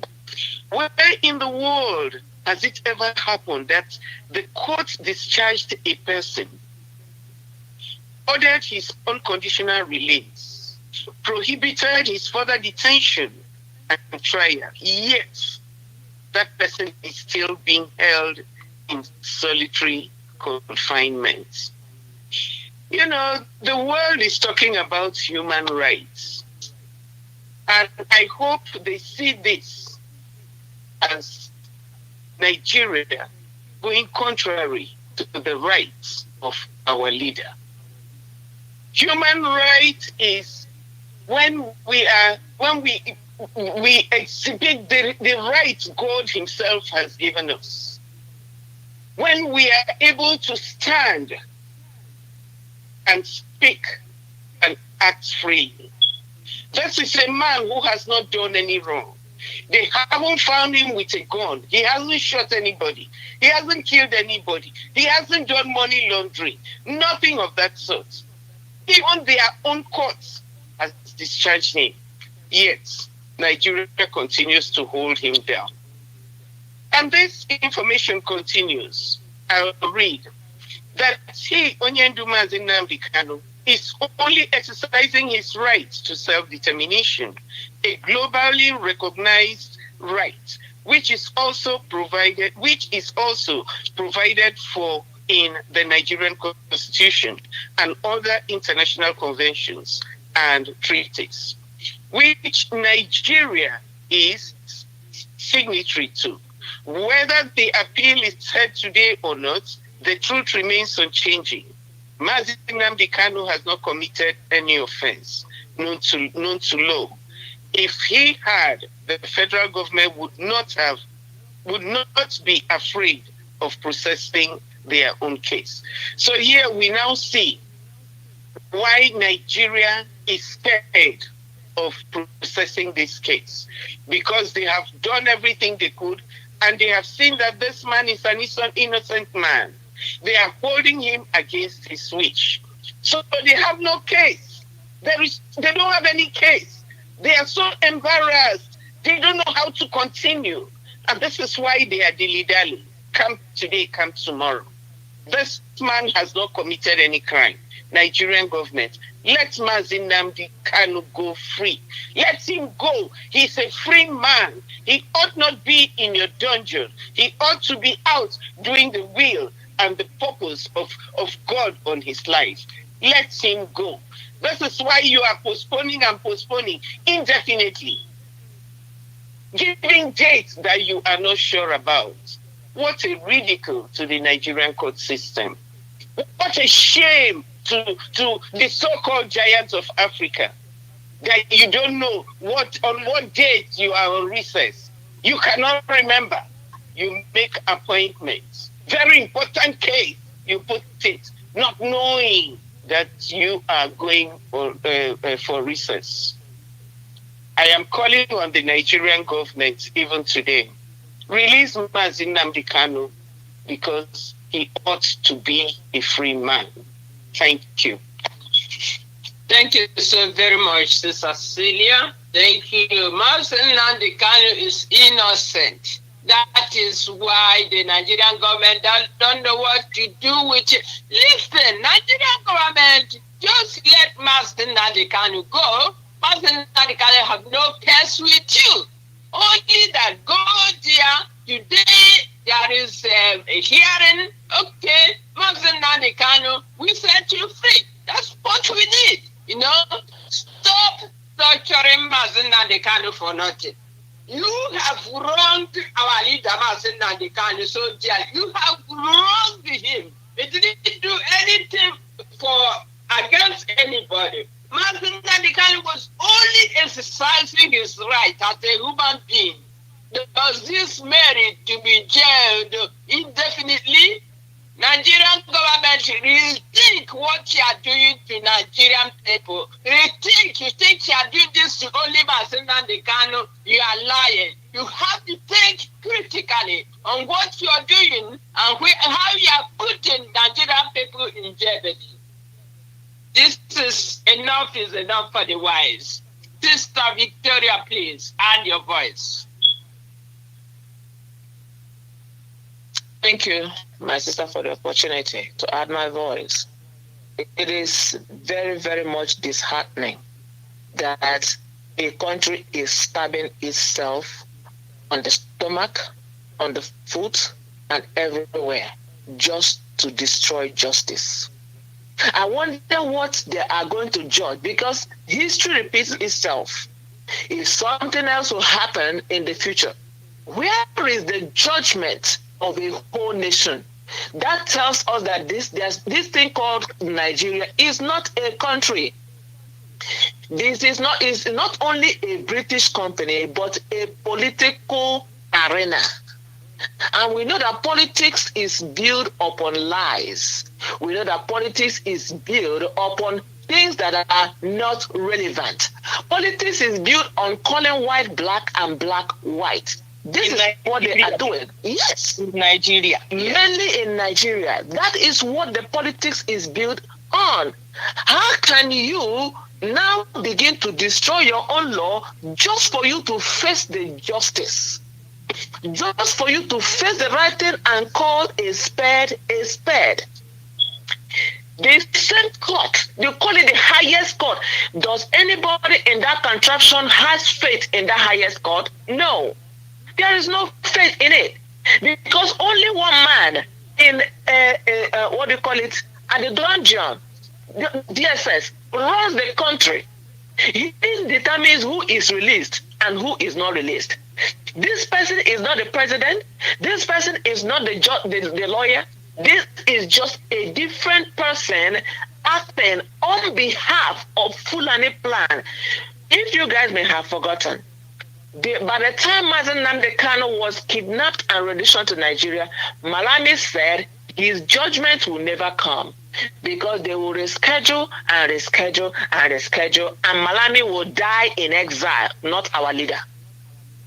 Malami will die, and his eyes will be able to enjoy the sand under our ground, under our feet, not our leader. That's what they said. And looking at it, you begin to wonder, in a whole country of over 200 million, that they are willing to fight other things, but not fight for justice. That nobody can rise up and say, today we are closing down this nation. This is injustice. Almost 1 year since a man has been discharged and acquitted, and he's still being held captive. He still don't have his freedom. And you don't have any judgment against him. So what is going on? I know that this is not going to end with Mazi Nnamdi Kanu. It's not going to end for Nigeria, but it's going to end for Biafra and for Mazi Nnamdi Kanu. It's going to end. This kind of injustice will come to an end, but Nigeria will be no more. Because there is no law that is ever holding a nation like that together. Anybody from anywhere can come in and do what they like without any impediment. Boko Haram is legitimate in that country. ISIS West Africa, all of them are enjoying the bounty of that country. But the indigenous people are the ones that are being held captive. Just like when you holding Mazi Nnamdi Kanu, you are holding Biafra captive. You are holding many other indigenous people who has no voice to speak for them, because Mazi Nnamdi Kanu has been a speaker not only for Biafra but for the entire indigenous people that are held together under the British contraption. When are you going to look your evil in the face? Before you know it, now they are going for another break. They have come with this until after the election. Election has passed. They changed it, and now they are on vacation. Now they will change it. We have come to the end of the year. My people, let us not be asleep, because this is evil. Evil that is walking up and down in the contraption. Are you happy where you are today? The British contraption. Are you happy? Do you hear Britain saying anything over the country they have been enslaved for years? Where everything that is happening to their benefit. It's unfortunate that the black race, Ndisi, has no good plan for themselves. Our mind has been taken. Our heart has been taken. Our reasoning has been taken. That what Mazi Nnamdi Kanu is fighting is something that is going to benefit everybody else in that contraption. And if Britain will now have a minimal benefit in that country, the entire West, their benefit will be reduced. Instead of taking 99% and leaving the whole people to run under 1%, instead of giving the politicians billions and billions of packages for themselves and for their families, and every one of them have their children abroad, those things will be reduced, and everybody will have equal right to exist as an individual, to care for their family. Do you understand that that is what is going on? That justice is what is being held against you, and against you. Everybody that is keeping quiet, and you know that you don't have hand in the oil in Biafra land. You don't have hand in the gold or diamond or timber or coal. You don't have a hand in it. Your justice is being held. And this is not a problem of Biafra. It's a problem of the entire nation. In case you don't understand, because your children are dying of hunger out there, because you cannot even hold on a job. The workers are not getting paid. You are being held because Mazi Nnamdi Kanu is held. That is what Mazi Nnamdi Kanu represents. Justice for those who are receiving injustice. Voice for those who are voiceless. If you're a politician and you are happy that you are getting the brown envelope, don't forget that as the more you get that brown envelope, the more the West is coming in more and more to seize that nation. The more Fulani who also belong to Niger Republic are sucking out from you. Everybody should rise up. This is not just Biafran case, it's everybody's case. Justice is being crucified in Nigeria. There is no more lawyer, there is no more law system that the common man can hope on. Look at the entire law system. It is null and void. All the lawyers, especially majority of them, take money from you, and that justice, you will never receive it. The more the money they get, the more justice. If you have more money, more justice. In the case of Mazi Nnamdi Kanu, money cannot buy him, and yet there is no justice. It's a time for everybody to think, because I'm telling you today, in case you don't know, the longer Mazi Nnamdi Kanu is held in that dungeon, the more injustice continue, and you know that everything that holds that contraction as one, there is no law right now. Everybody, you on your own. Rise up together with one voice. Mazi Nnamdi Kanu's release is your release, is your justice. Don't think he's just there by himself. He's there for you and for you and for me and for everybody else. Thank you, my sister. Yes, very well spoken, Sister Victoria. I'm coming, sister. I'm going to allow you to come in again. Thank you very much, Sister Victoria.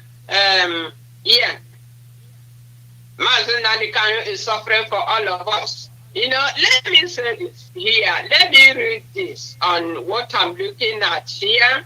It said the Nigerian government invaded Mazi Nnamdi Kanu's home in Aparite, Abia State in September 2017, forcing him to flee for his life. His parents never recovered from that terrible and traumatic experience and consequently died because of it. Both of the parents, may their gentle souls rest in peace. Can you believe this? What Amen. Kanu did to merit this?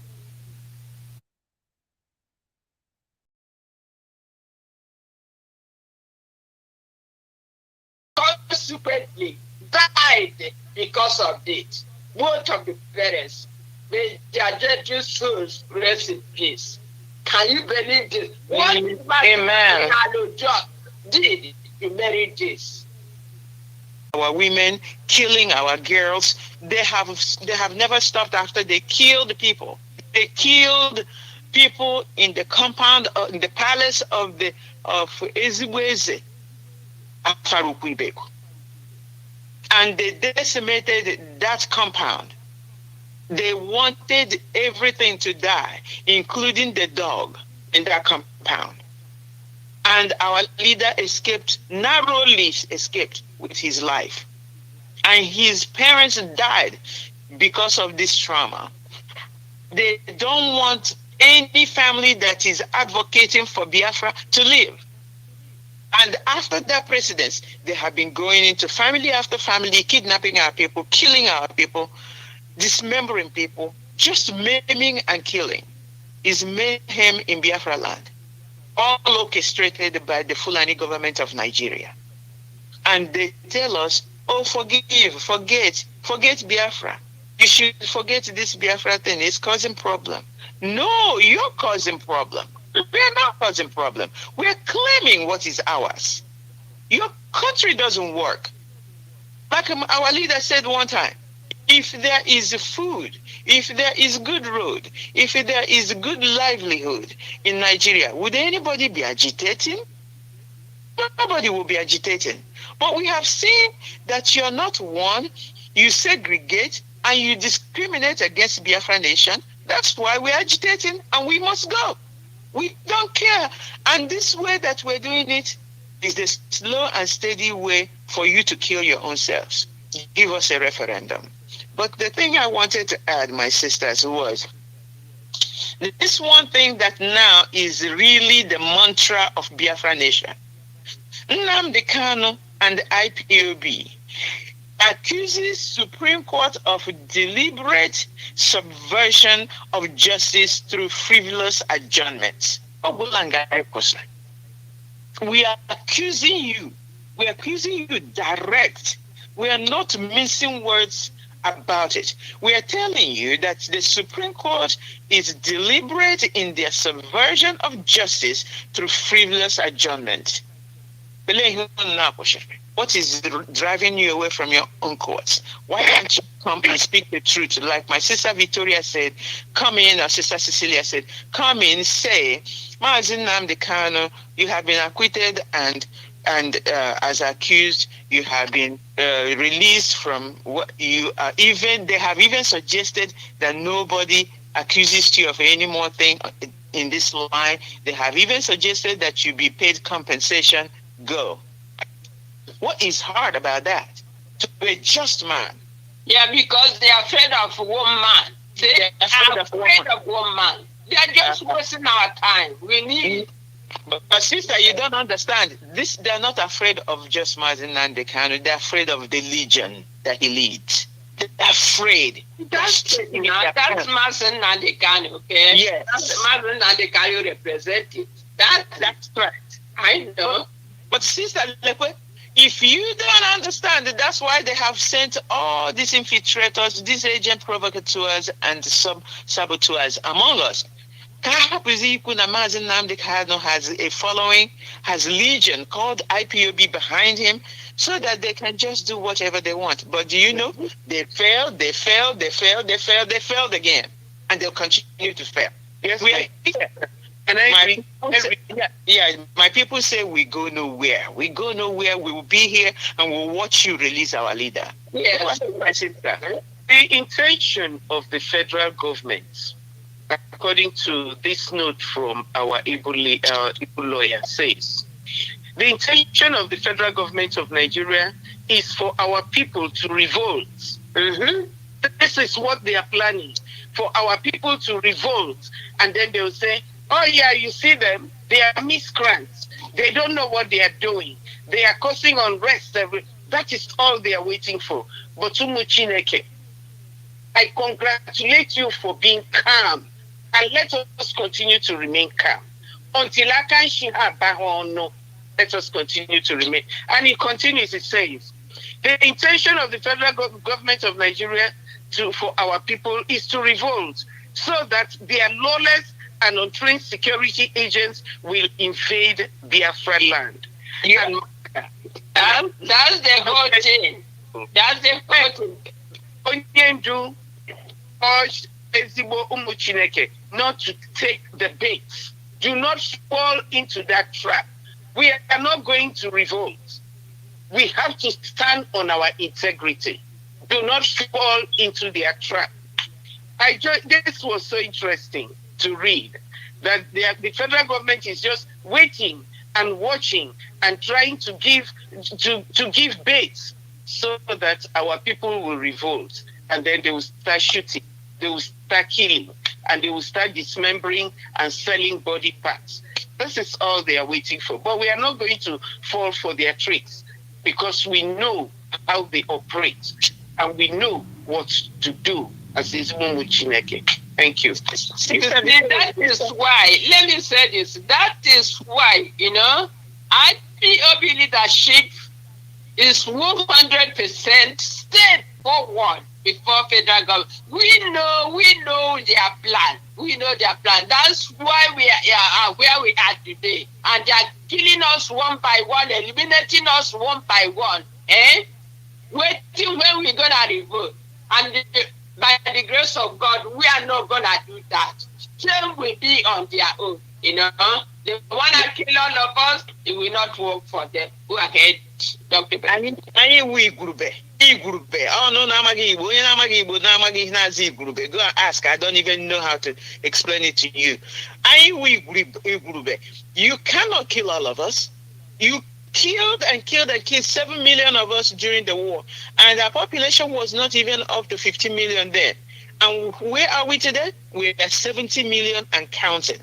So no matter how many of us you kill, you will never kill all of us. And there is one more development that has been tweeted by Mazi Alozie, I think a couple of days ago, that said the representatives are calling for the release of Mazi Nnamdi Kanu. Those are the representatives, the House of Representatives members from Biafra land, maybe across the nation. They were sitting, they talked about it, and I think one of their leaders also talked about it on their television.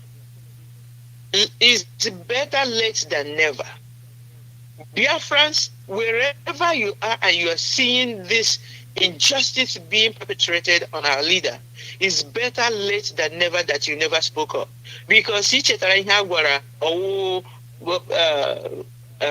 father of John the Baptist, you did not speak right, then you were made dumb. You need to speak up before your tongue cleaves to your palate. Because God is doing some miracles in our nation, in our land, in our lives at this time. Speak now or forever hold your peace. Whatever way you go, Biafra is coming. It's uploading. And it's uploading faster than you ever expected. Yeah, thank you so very much. Yeah. Let me say this again. It is indeed unfortunate that because of one man, Nigeria is destroying all the safeguards contained in her law. Because of the selfish desire to detain Mazi Nnamdi Kanu illegally. This should stop. This should stop. Sadly, the government should now determine who is guilty and no longer the cause. Can you understand this? The sanctity of judiciary pronouncements has destroyed because of the inordinate desire to punish one man. To punish one man. Why you are punishing yourself? Indeed, there is no country, no law, nothing Nigeria exists for nothing. See extreme poverty in Nigeria, and they are talking of Nigeria, invasion of Nigeria. Nigeria have to get their ash together. Nigeria have to come back to their people and get their country together, or leave us to go. We have to go and leave Nigeria, because Nigeria needs to be disintegrated. That's the only thing, and that's the only thing that can bring peace in the whole Africa, not only in Nigeria. So my dear, this is very long topic about our leader. We can go on and on today, and we will not conclude it. So I don't know if anybody have any other thing to say on this topic before we can move forward, because this topic is extremely important for us today, and it's time for our leader to get out from jail. Can I just read something, please? Please, go ahead. I want Biafrans to understand what is going on. From this note that our lawyer wrote, he says, the air conditioner, that is the AC unit in Mazi Alozie Kanu's cell, is an espionage AC with gadgets hidden inside it. Can you imagine? Yes. This is the air conditioner in his room, and they have put some gadgets inside it to monitor him, to hear what he says, to hear where he goes. And this gadget is making so much noise, aggravating his ear infection. Isn't this sad? Wicked. This is more than the word sad. Let me read it quickly. This is largely responsible for the ear problem he is presently experiencing, which is further worsened by the beatings and severe torture he was subjected to in Kenya before his extraordinary rendition to Nigeria. So we see that ear infection is now aggravated by the espionage, whatever they have put in his AC in his room. And this thing continues to make noise night and day to affect his hearing. Dear friends, remember, Onyendu is suffering for us. Everything he's going through, he ought not go through it. But when he thinks of us, his people in Biafra land, in all over the world, abroad in diaspora, he's going through all of this just because of me and you. And this is why the highest thing we can do for him is to know who we are, to tell ourselves we are Biafrans, and to stand on that affirmation. Let nothing shake you. You in Biafra, you say no shaking. No shaking for us. We have to stand because our Onyendu is suffering for all of us. Thank you. Yes, thank you so very much. And I thank you for raising this air conditioner issue. This is to tell you that a whole nation, a nation like that, you call giant of Africa, now giant of insecurity and giant of corruption, is so wicked. A nation called it, call the nation called country. Then you call Federal Republic of Nigeria. Federal, nonsense. Federal. My dear sisters, we cannot stop talking about our leader, Mazi Alozie Kanu. We can continue today. That's the only. We cannot never stop. But how we like us to go forward to touch other questions that we have, dear sisters. Now, our next question this morning goes like this. How can we Biafrans create awareness, presenting our own case, moving forward in conjunction with the whole world? This is also, I can let us put this question together. The next one said, how can we Biafran people move along with other West African countries to gain our freedom once and for all? Please, dear sisters, I can give you four minutes to treat these two questions. Just join them together, please. Sister Cecilia, go ahead. Thank you very much. We have, even the dumb person and the deaf have heard what is going on all over the world, especially in West Africa, and how the young people in these countries have stood up to say, no, this cannot continue. It cannot continue. We in Biafra land, we have borne this for so long. Now this is the time for us to decide within ourselves and ask yourself, who are you? Are you a Biafran, really? Are you a Biafran? And if you say yes to that question, then this is the time for us to come together. This is the time for us to gather the grassroots, to gather our people from every side, bring them together. Together we can stand. Together we can fight against this force that is against us. This is the time. You know, I know that most of you have not learned any history, because history is no longer taught in any school in Nigeria. But now you have heard what is happening in Niger. Even the deaf person knows about what is going on. The deaf person knows how the French government have plundered their former colonies, impoverished them, making them look like living dead. People are walking around in these countries like living dead. They are no longer looking like human beings. Yet, God has blessed them with all natural resources. The natural resource they're supposed to use to take care of their families. Other people come and cow them.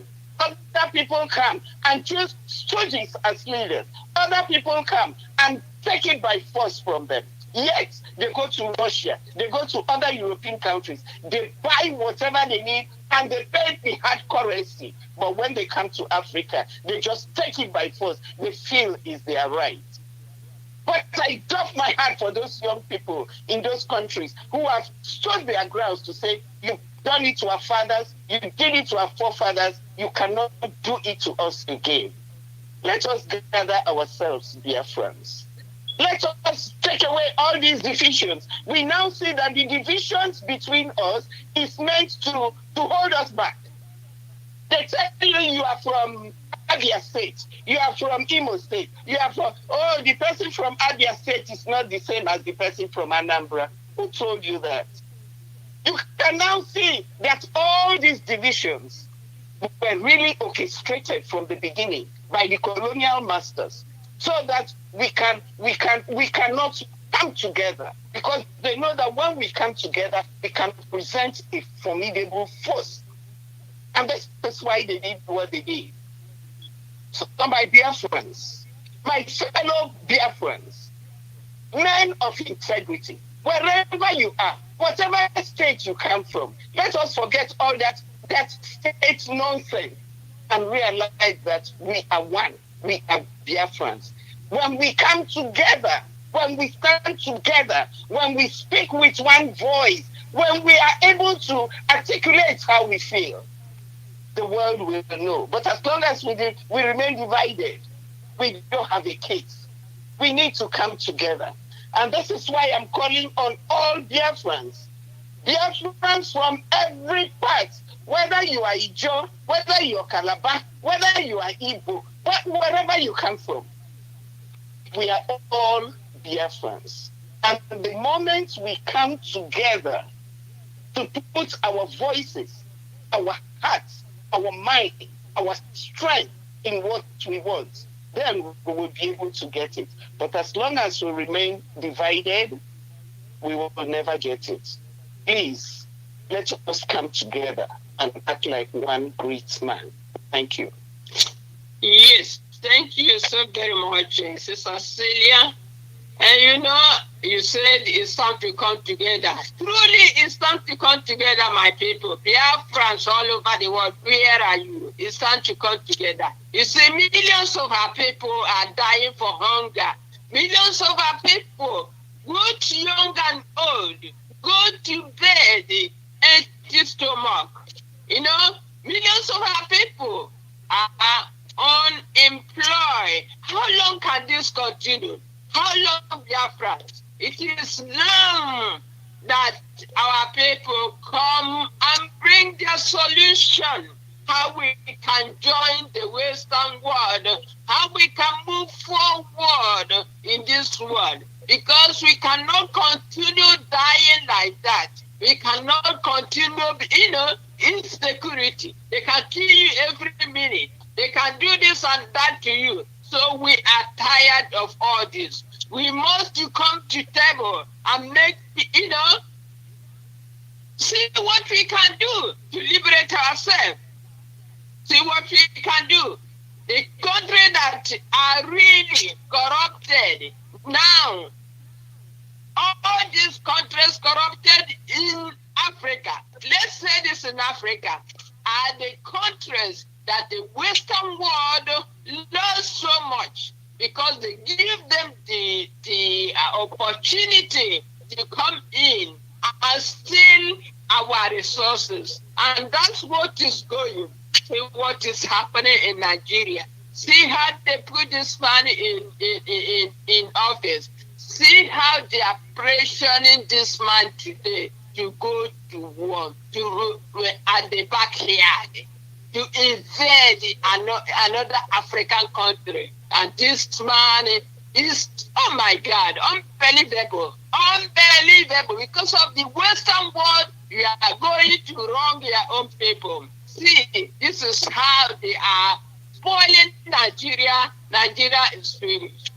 Okay, when you bring all this trouble, they are killing Nigerians. They are killing our people. We have to find a way. We have to move forward. Join other Western African countries on this revolution right now and say no to Western world.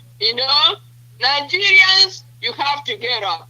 Nigerian army, you have to do what Nigeria did. You have to go and get that man and overthrow him. You can do it. If you want the good of your country, why not? You can do it. Let that man in hostage. Let everything happen at once. And let the whole Africa gain their freedom from this Western world.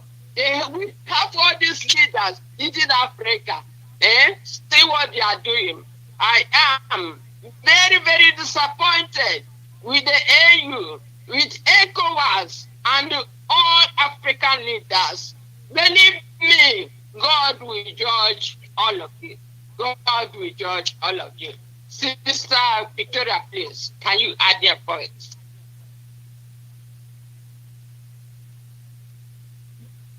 Thank you, my sister. You guys have been saying a whole lot about real things that is happening to Africa. I mean, our sister Cecilia said it is time for us to come together, and you are mentioning other important points. I just want to read something that somebody sent in our page. This thing is something quoted by Jackie René Chirac, former president of France. Listen, my people, to what this man said. We bled Africa for 4.5 centuries. We looted their raw materials. Then we told them lies that the Africans are good for nothing. In the name of religion, we destroyed their culture.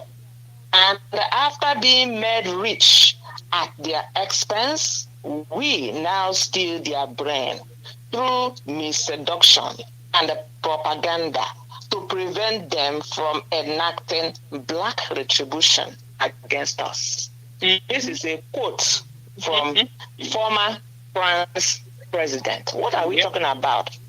Is AU working for us? Is ECOWAS working for us? Can you see how their slave masters jumped when Niger rose up to say enough is enough? You cannot continue like this. AU, EU, everybody on their tippy-toe to go and fight for France. I mean, what this man said, whenever I read it, thank God that we are passing the stage of demoralization. We are now at the stage of what can we do to redeem ourselves, because every leader in West Africa is a hired hand. almost every one of them. I will not say every, but I'll say almost every leader in West Africa is a hired hand. North Africa, they are managing themselves over there. Any West Africa, anybody that wants to join West Africa is because of the rich mineral resources, human resources that is in that land. And that is why every one of them is interested. How come that Mazi Nnamdi Kanu has been held in detention for so long? No ECOWAS. Are they speaking for us? That is a capital no. Look at the judgment going on in the contraption called Nigeria. Is AU talking for us? No. Now, are they taking off their feeding bottle from the mouth of France so they can stop feeding on these people? Are AU and EU speaking? Yes, we have AU and EU. I mean, my people, time has come. This younger generation, if only you put financial gain behind you, they have planned for themselves and for their children for 4.5 centuries. You know how many years is a century? 450 years. That's what he quoted. They have been stocking and milking Africa, bleeding. And in fact, the word he used there is they bleed Africa. They bled us. And if you look at Africa, Africa is bleeding. Everywhere there is all this industrial waste, even covering the waters. They just can't take what they want to take. They don't care about the people who die or who live. After all, even the human parts are now on sale for them. They can get it for free. Every day now, people are getting parts everywhere in the world. Where are they getting it? Majorly from West Africa, where people can be killed and there is no justice, there is no law for people in that area. It is time for the young people, like my sisters were saying, to rise up, to do something. What can we do? I know that one day the what do you call it, Anglophones, the people who are being held down by the English-speaking part of the world, will also come together, as my sister has said. And enough is enough. You are bleeding Africa for over 4 centuries. Is it not time for you to let go? You have a store of mineral resources that will last generation and generation to come. But Africa, from where it's coming from, do not have anything. They can't even feed themselves for a single day. They can't even feed themselves a single day. Many people, you put it in their news, Africans are living with under $1 in a day. They are living with under $1 in a day, and you guys are eating over $100 in a day. This is such injustice. And all the people who are listening, I believe that God is speaking to your heart. I believe that circumstances are speaking to your heart. I believe that the West Africa is speaking to you, that you need to rise up. But the unfortunate thing is that so many Africans, just like this former president said, their brain has been taken. They don't even know what is going on. I was speaking with one of my co-workers because I'm not ashamed of introducing myself as a Biafran. I'm doing my part, the little that I can. I'm making sure that people who don't know will know.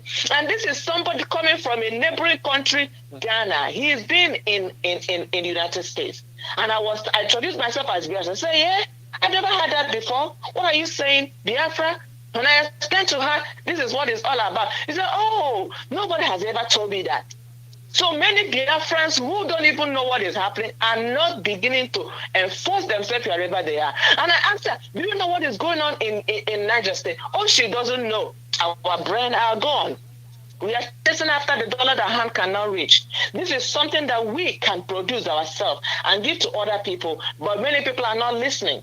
But we are encouraging those who are listening. You are the eyes of West Africa. You are the eyes of Biafra. You are the eyes of Nigeria. I refuse to limit it to only Biafrans alone. Because I tell you, once Biafra is free, all of you that are not talking are going to pest Biafra.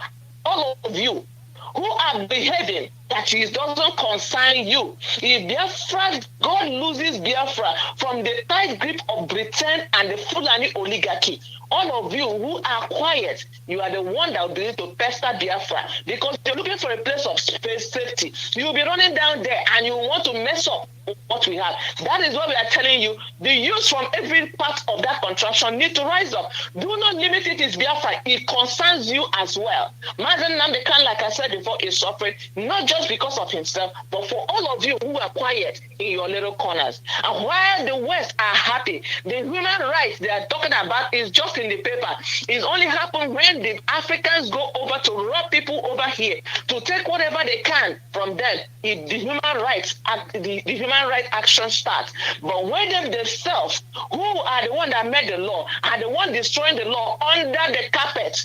Just like Britain is ruling West Africa, especially the construction Nigeria, without showing their face. They will never say a word. It is for us. We have to rise up. We have to step up and tell to ourselves, enough is enough. Wherever you are, if you are ever listening to what is going on, if you ever go to news, it is there. It is left for us, because if we are waiting for them to rise up, how can you take their feeding bottle from their mouth and expect them to be happy? We have to take what belongs to us. It is their joy. They've been checking in for over 4 centuries that they have been bleeding Africa for their own good, made us poor that they might be rich. Rise up. Rise up wherever you are. It doesn't matter the little that you're contributing. It may be word of mouth. It may be educating people, like many of us are doing, educating those who are not learned about what concerns them. It may be talking to your children. It may be something. Go ahead and do something. Make sure that you are contributing towards this freedom. Biafran freedom is West African freedom, is African freedom. We can share with the West what we have. We are not stingy.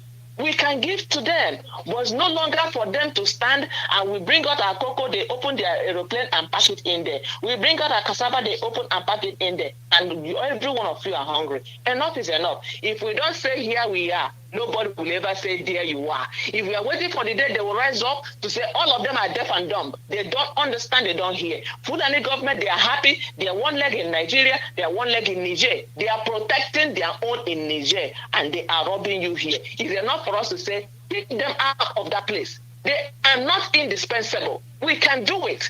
If everybody who is quiet in their corner will rise up and speak, because all those politicians there, they are all gang of robbers. Gang of robbers there for their own sake. But when the country rise up, we can do something, and that's what we're encouraging everyone. Nobody will ever say, there you are. We have to say, here I am. And then we can make a change for ourselves and for nation and for generations to come. Thank you, my sister. Thank you very much. Thank you so much. It's very, very unfortunate what is happening in Africa. I know how US and US, UK, France are benefiting from Africa, taking our resources, and people go to bed empty stomach, and people are dying for hunger. And my God, unbelievable. It's very bad. Sister Berechuku, Dr. Berechuku, please go ahead and add your voice. I would take a very short few minutes to say a few more things. My sister, I will cover this. Thank you so very much. You're doing a great job. Knowledge is power. Knowledge is indispensable and it is power. What you know should propel you to do more. We know we are Biafrans, so we claim to be Biafrans and we shout it anywhere we are. We are not afraid. Sister Victoria, you do that very well, and I commend you highly for doing that. Listen to what our leader always says, and one of our sisters here, Sister Cecilia, always reminds us of this. Biafra is the light of Africa. She always says it. Whenever we're having discussion and we're just saying things, and she always says, Africa must remember, and Biafrans especially, that Biafra is the light of Africa. There are so many ways to skin a rat, so many ways to kill a rat.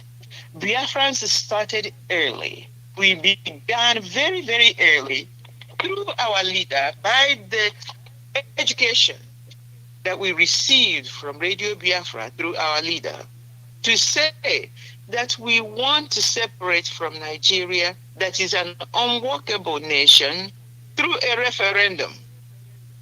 And we stand still on that. We want a United Nations or whoever nation or whoever entity supervised referendum for Biafra nation. so that we can say we want to belong to Biafra, or we can say we want to continue to coexist and try to exist in Nigeria. It is our choice, and we want to make that choice. We want, and it is a right that has been enshrined in all international laws and everywhere else, including in Nigeria, even when they have copied and pasted their own constitution from somewhere else. We are asking for our right. Our right is to ask for a referendum, and Biafra Nation, through the work of IPOB under Mazi Nnamdi Kanu, is asking for a referendum. The rest of African nations are actually waking up after us and saying, that is true. We are being marginalized. They're taking our resources. We are poor while they're rich. And they are even rubbing it on our faces now by Jacques Chirac, for instance, the one that my sister Victoria just read, rubbing it and saying it out aloud. Many of them, many white folks, even here in the United States of America, the outstanding ones, the people who have a right conscience, they are saying it boldly out in public and saying, we've been robbing Africa. They're saying it now. So while they're saying it, and now while African youth are hearing it, while we, who are followers of Mazi Nnamdi Kanu, have been working on it, we are glad that everybody has woken up and everybody, God is speaking through them, and they are all rising up. This is our way to skin the rat, the referendum. We want a referendum.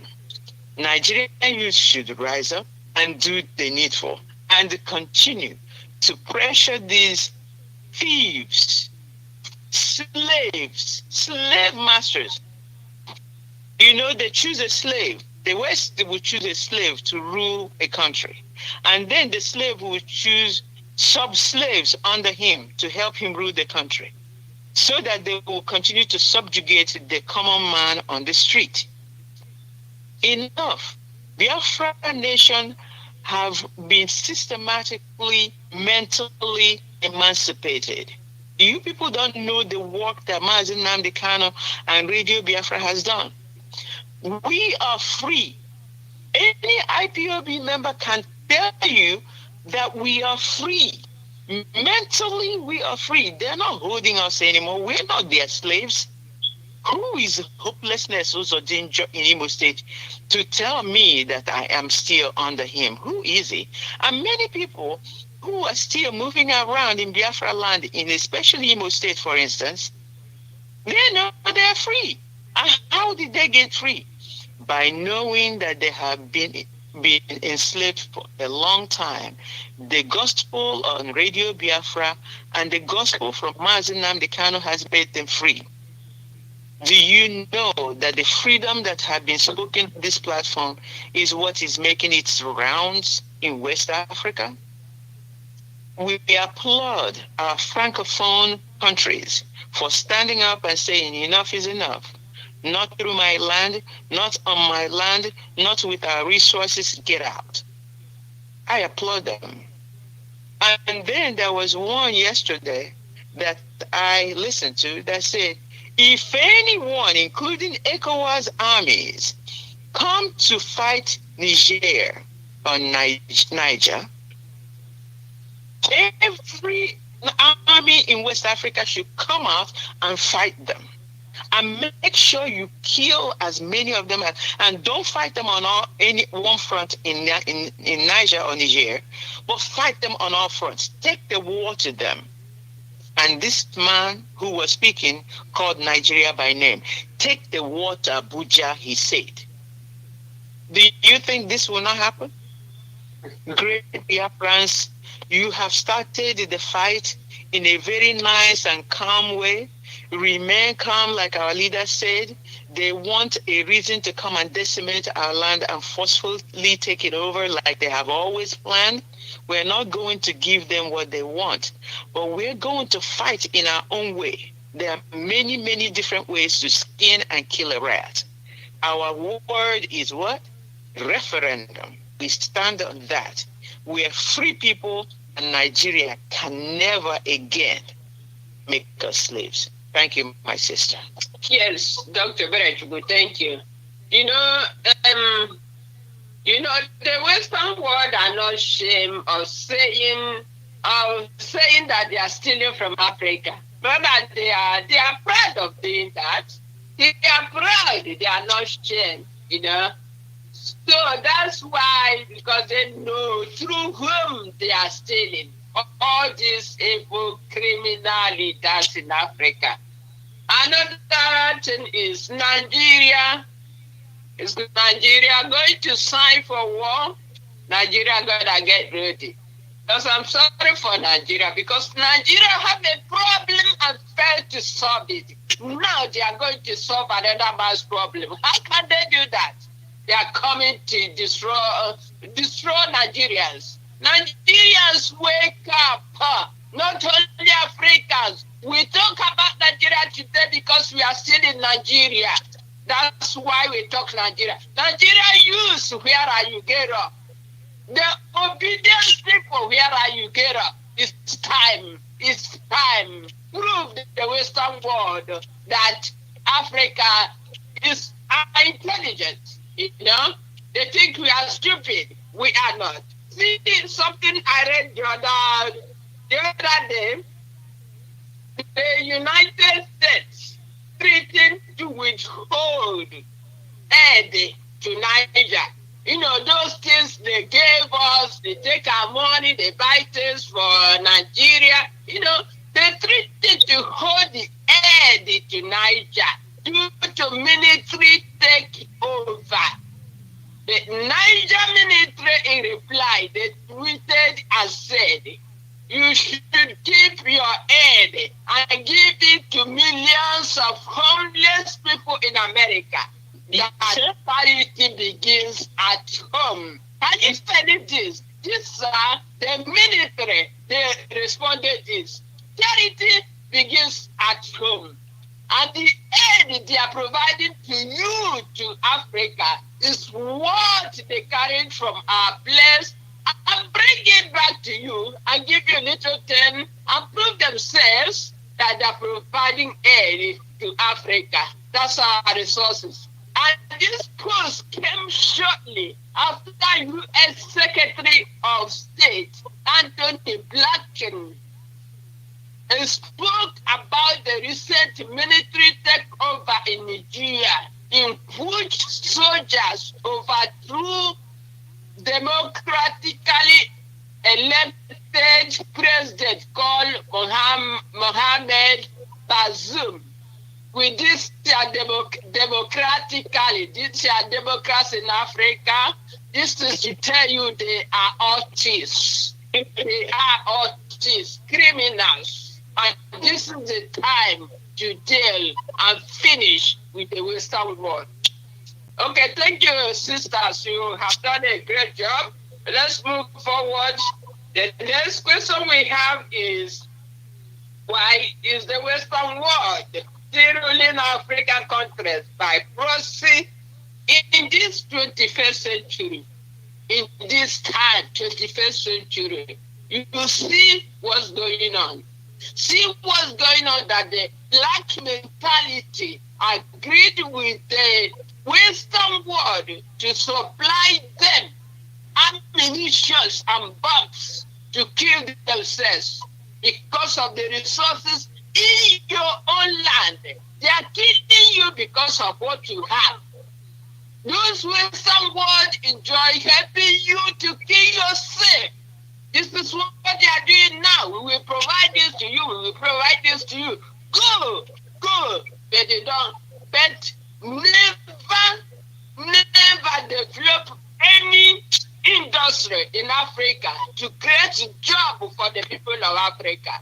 They will never establish institutions to educate Africans to get involved to develop African countries. They will never do it. But what they will do is to bring their war equipment, establish establish a military bases in Africa, in all corners of Africa, and they will tell you they are practicing democracy. Whom are they fooling? Whom are they fooling?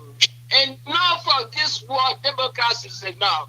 It is time for we, especially Biafrans, to define what we mean by democrat. You know, that we define what works for us as a democrat, not what the Western world is giving us. It's barbers what they are saying about their democracy. We have to establish ours. Therefore, my sister Victoria, please, why is the Western world still ruling us with prosperity? Go ahead.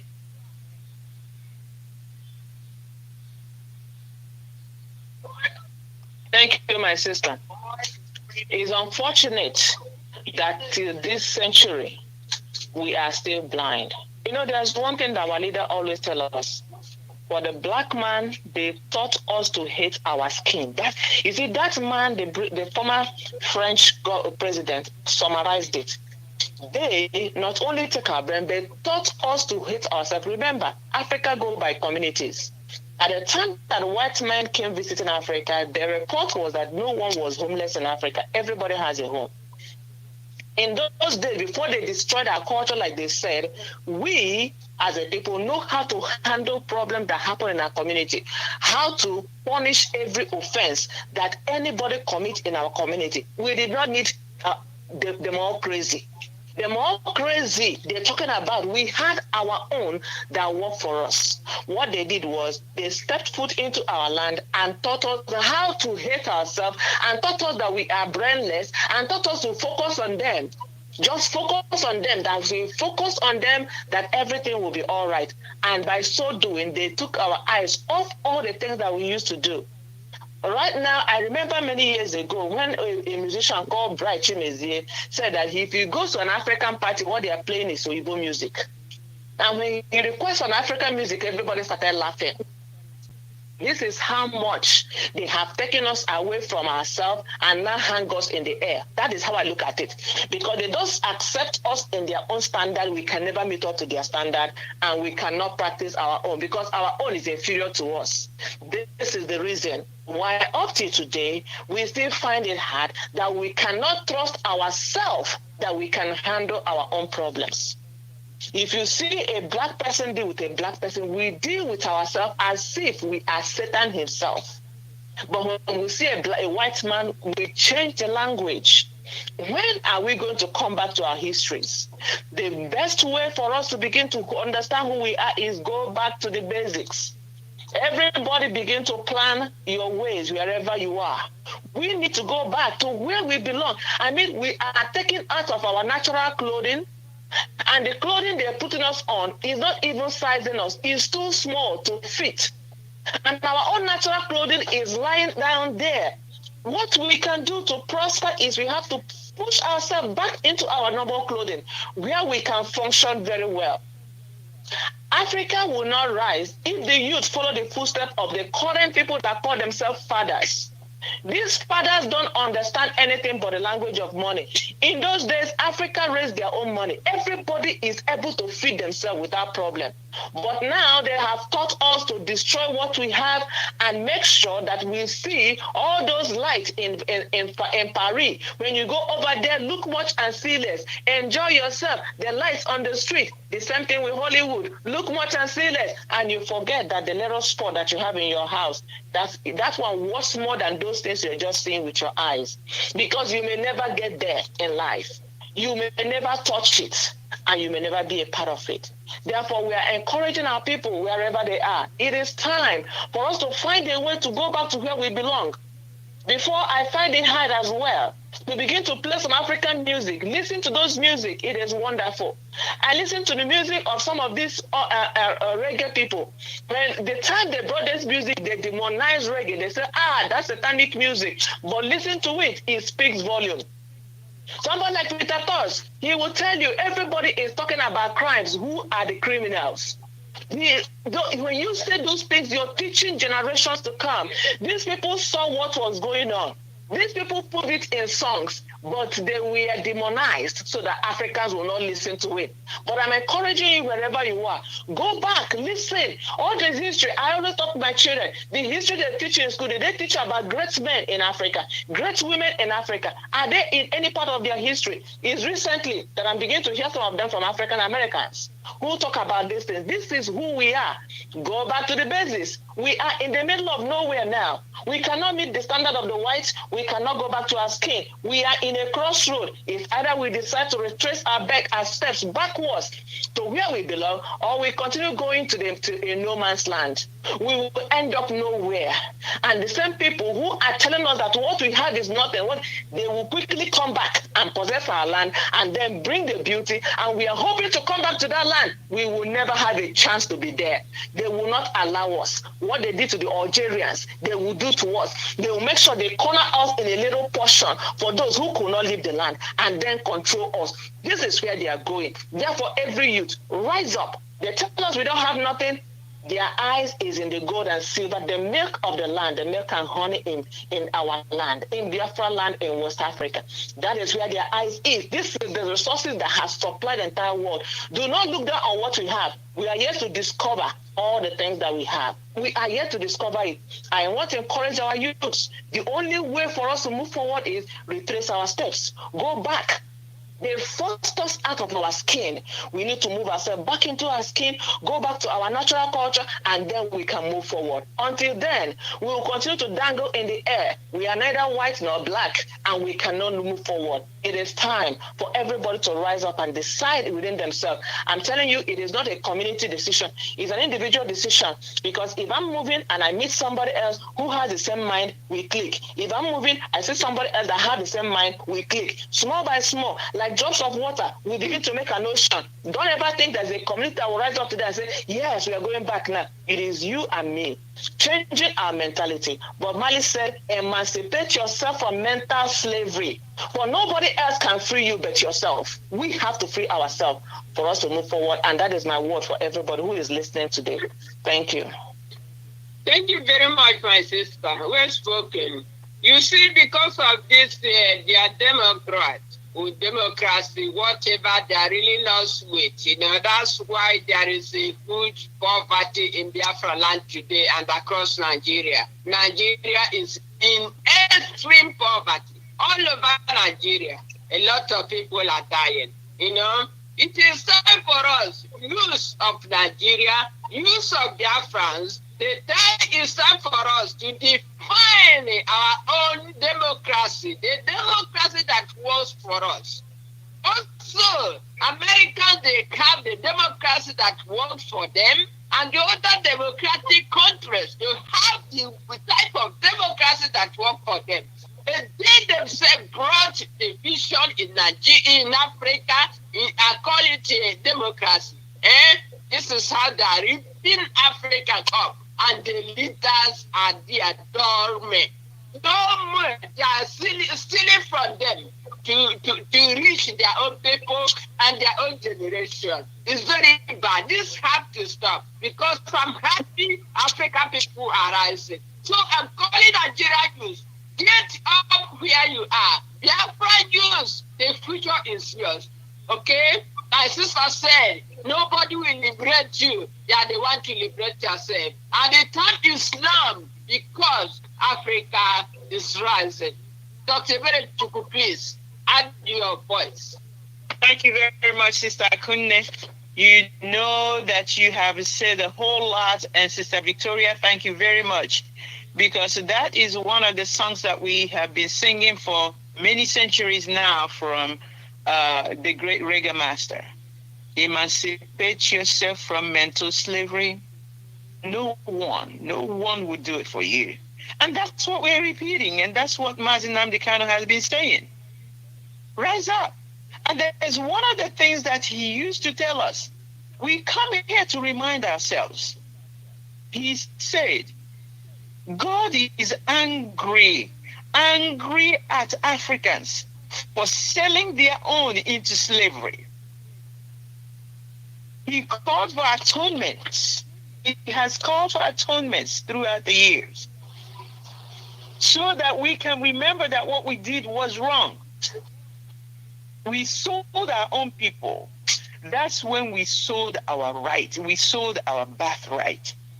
Even the white people who came to West Africa told you that this thing that they call democracy today, that its origin and the people who practiced it in its purest form were the Igbos.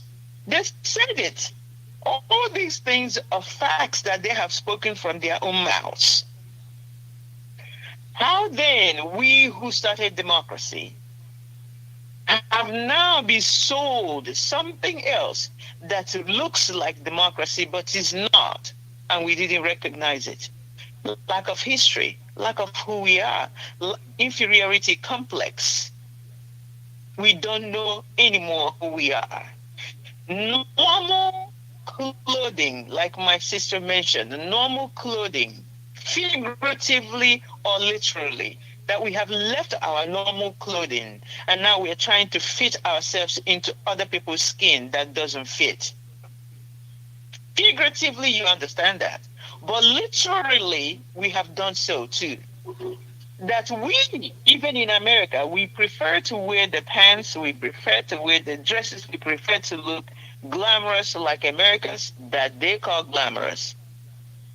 But when Americans see us put on two rappers, well-made blouse, and standing tall, they come to take pictures with us. They call us the real princes and the real princesses. They call us the queens and the kings of the world when we appear in our own normal clothing. Literally. Figuratively, they know when we are also giving them BS, like Americans say. They know when we are not acting ourselves. We try to speak like them. We don't exactly sound like them. We try to speak their slangs. We don't exactly sound like them. We don't even understand some of the slangs that they say. But are you going to speak Igbo and really actually make sense? Let me tell you, when people come to Radio Biafra and mention the atrocities that they committed using religion in Africa, my brother, my sister, don't run away. Hold on, listen. There is truth in what they're saying. When these people came and fought us and fought us and fought us and couldn't defeat especially the Igbo man, the great Ekumeku warriors, defeated them. Igbo men and women, defeated them. They really went back and they regrouped, and they also came with the religion, the Bible in one hand and the sword in another.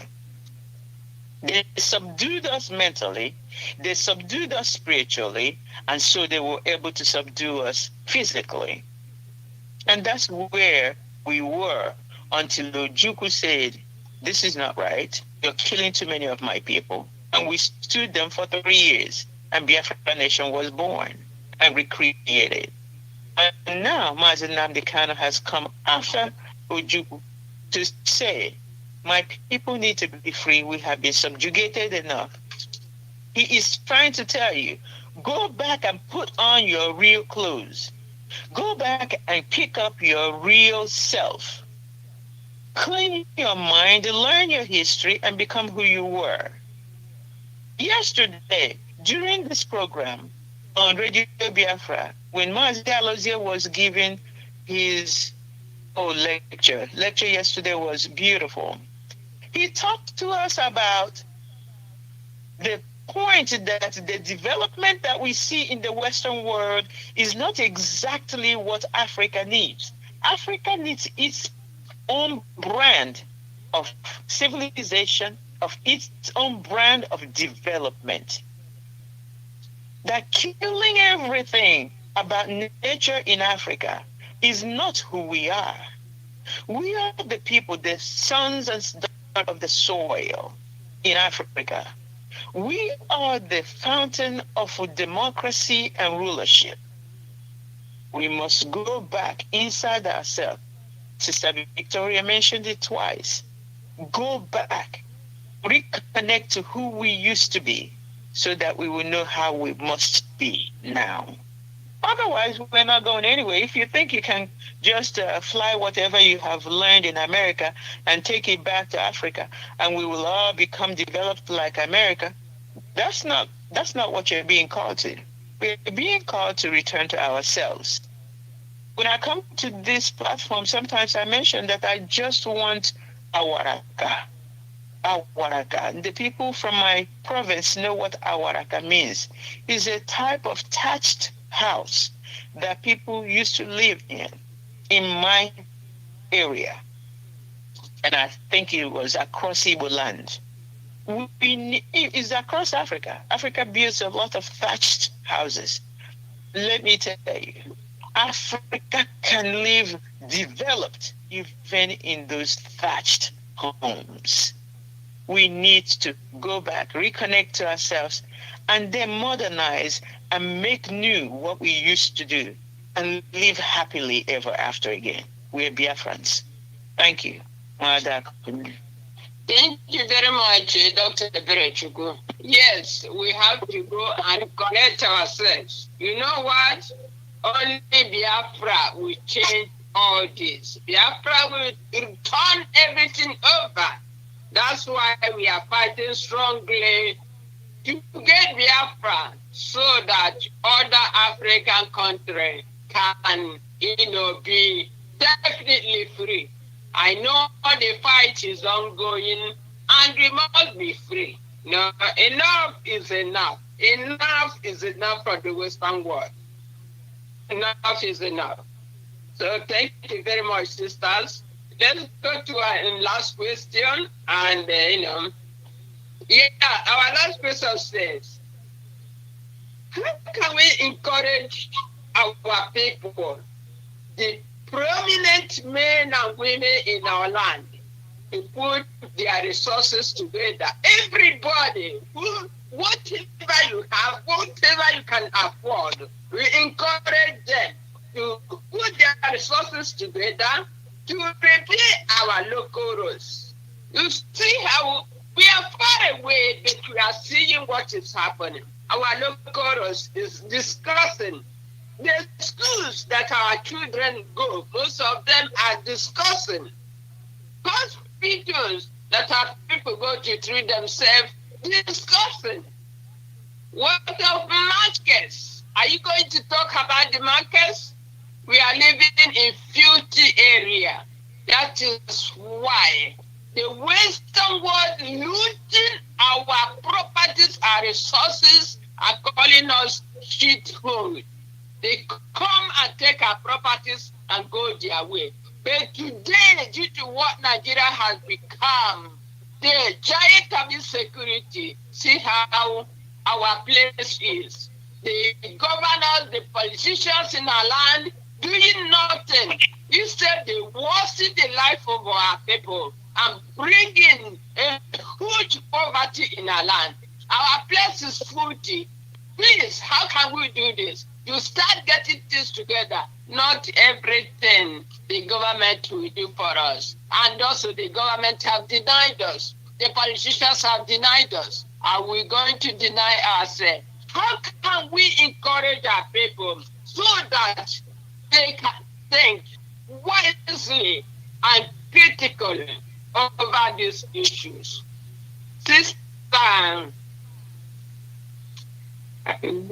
Sister Cindy, I'm sorry. It's Sister Misu for the last question. I'm very sorry, man. Go ahead. Okay, you want me to go back to the last question? Okay, if you want to go, go. I'm sorry. I just wanted to add, Go ahead. Countries are now ruled by proxy. That is to say that African countries now are ruled by the servants of their master.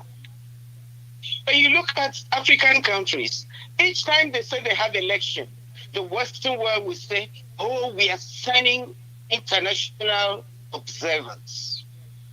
And they come in their large number. They watch, they look, they see, and they report. They say, if it is the person their country wants to be chosen, not even elected, chosen, they say the election was free and fair. The moment they say election is free and fair, for me, it connotes something else. It means now they have gotten their stooge, somebody whom they can use to rule their people, somebody who can work for them, who, they don't need to come here. They don't need to come. Like we're talking about the British woman that was gallivanting from one state to the other last year. They don't even need to come. All they need to is to remote control them. And they call them and say, look, these two tribes, if you leave them, there is some oil in their area. Now make them fight against each other so that we can come and get the oil. There, that leader or that chosen one of theirs will go and then start some trouble. And then the fight will start. Then they will come and take whatever they want to take. African leaders. There are some men who have risen, and each time I listen to them talk, I doff my hat for them. The president of Rwanda, when you listen to that man talk, he is indeed, he has the interest of his people at heart. You look at the president of, Ghana. The president of Ghana, when he speaks and he has the interest of his people at heart. But look at those of them, 9 of them that have been in Nigeria. You can tell they don't have the interest of the people at heart. They are only working for their masters overseas. Whatever they tell them to do, that's what. Look at what's happened in Niger. And they call the president of ECOWAS or whatever he is called. Now he's ready. I'm going to fight war. Let me show them how strong ECOWAS is. Who is he fighting for? For France. That's what we are talking about. They elect all these whimsical and, robots are even better than them. And they do what their masters want them to do. They cannot think for themselves. They cannot reason. They don't have any foresight. All they want is to do what their colonial master tells them to do. And it's a shame. Africa, you need to elect. We have a woman, Dr. Arikana. When you hear that woman talk, she knows what she's talking about. We need to have more women like her. We need to have more men like President Kagame who know what Africa needs, so that we can come out of the shackles of these people we have suffered for too long. And then coming back home, we talk about all our woes at home. It's as a result of what these colonial masters have done. They've taken our oil, they've taken our mind, they've taken our people as slaves. They've done everything to us. And wherever they hear that look at Cameroon, because they found oil in Ambas Bay. That's why they are killing the people in West Cameroon, killing them, all the men. They don't have men anymore. It's the women now that dig the graves that bury the men. Just because they found oil on that part of the world. France put their heads together. What's that? Dia is there, just following whatever they tell him to do. That's what he does. And they are taking whatever belongs to them. And so because they have ravaged our land, they have looted it. And this is why there is nothing, there is no money. When you go to the government is busy borrowing. And you see some of these people, as they go to borrow, they borrow at a very, very high percentage for them to pay back. Money they will never be able to pay back for the next 3 or 4 generations. But when America or any other country in Europe goes to borrow, they borrow at 1%. They don't need it. But because they control all the financial institutions, they borrow at a very, very low percentage rate. But when African countries go to borrow, they borrow at very high rates that they will not be able to pay back. And so when you come to our land, you find out that we have no roads, yet we have oil. Our schools are so dilapidated because they don't have any value anymore for schools. Boko Haram has taught them that women don't need to go to school. The Fulanis don't believe in women going, anybody going to school. All they believe in is their elementary education.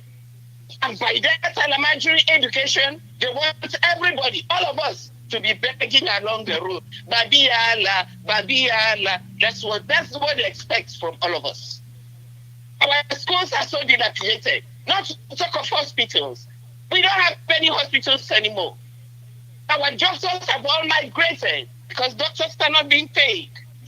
And whoever is working in that hospital, some of them stay for 3 months, 4 months. They have not been paid.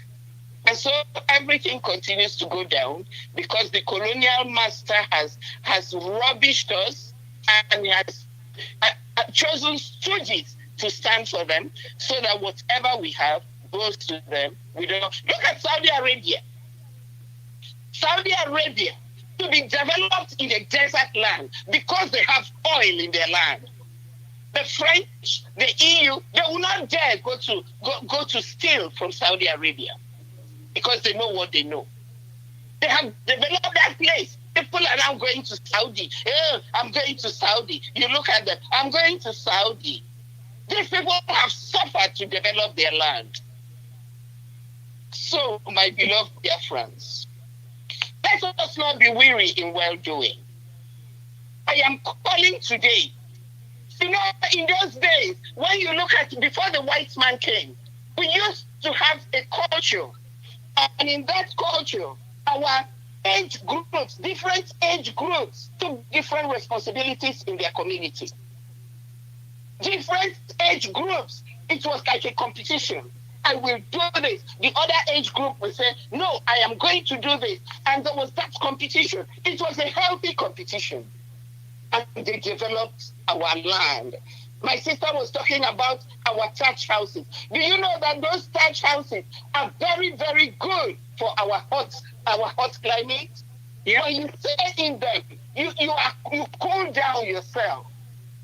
That's what we are saying. Adapting whatever we have to our situation. Adapting this democracy to our situation. Adapting anything we learn to our situation.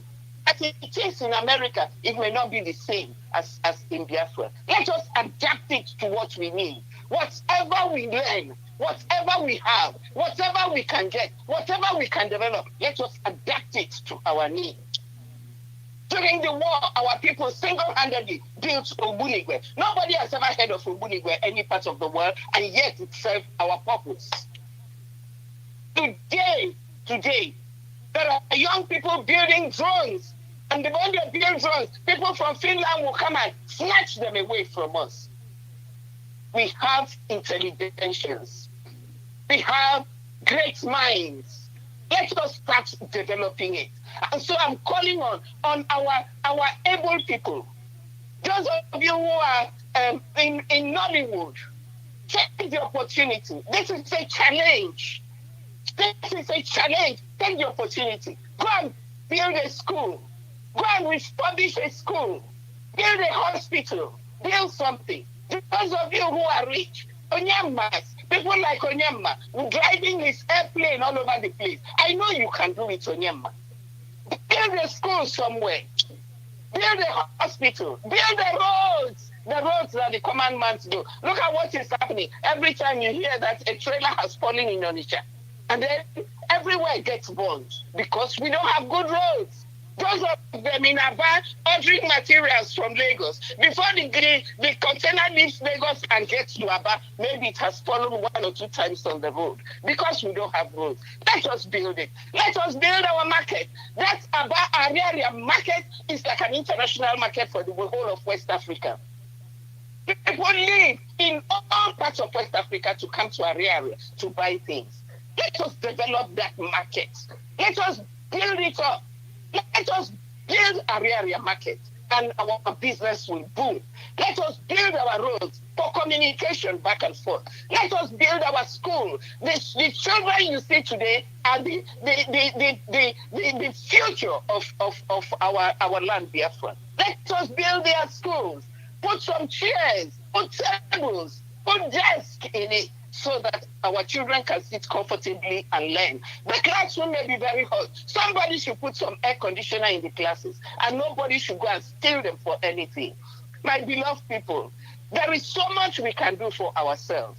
Before we finally get into Biafra, let us start doing the little we can now, so that by the time we get to Biafra, Bikono, it's a challenge, and it is my humble advice. Let us start doing what we can do now.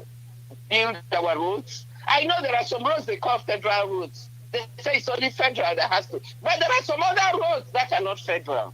You drive out of your wonderful big house. Found, everything looks beautiful. The moment you drive out, you go into the ditch and come out. What kind of life is that? By the time you know it, the axle of the car is broken.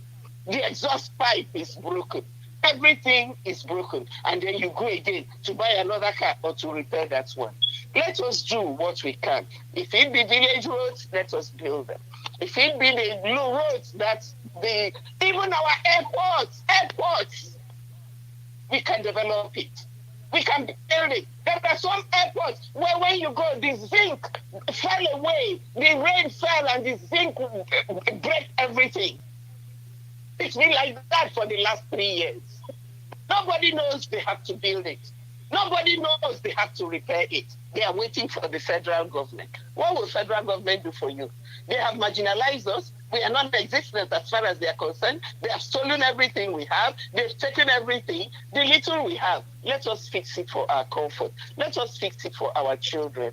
And the generation to come will always look back and thank you for what you did for them. Thank you. Yes, very good. Thank you, Sister Celia, for the two topics all together. Thank you. I appreciate that. You know what? It's true. All of us know that the condition that Nigeria have left us is very filthy and very displeasant. We know that. But let me tell you, as all these things is happening in our land and across Nigeria, many people are still building mansions. Many people are still buying new cars. Many still have the money and carry them in the trash bag.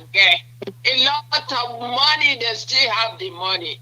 But what we are saying is encouragement that some people can do more than the others.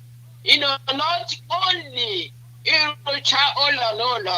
that's the end of it. If the Namage, if Tanama, if I chimul eloge, it could stay again. If put Tanajini Huloge, Yatakara, Opa, running with some benefit of what you have done. Big money, I know. Nobody here can government in me. Kuna already government have denied us. The politicians have denied us. You know, even the world has denied us. So, my people, are we going to deny ourselves? The politicians have brought insecurity in our land. Are we going to embrace it? We say no, we cannot. We are encouraged. Still, we have prominent men and women. Those who don't know what to do with their money. So you are seeing our roads. Our local roads, we are not talking about the federal. You are seeing our roads. And the schools our children go in, you guys are seeing it. Please change your mind. Please think critically. I know your children are having a good time, but what of, my people? Everybody going on that road. Something needs to be done. Market. Ariara market, as my sister mentioned. Please, Nigeria,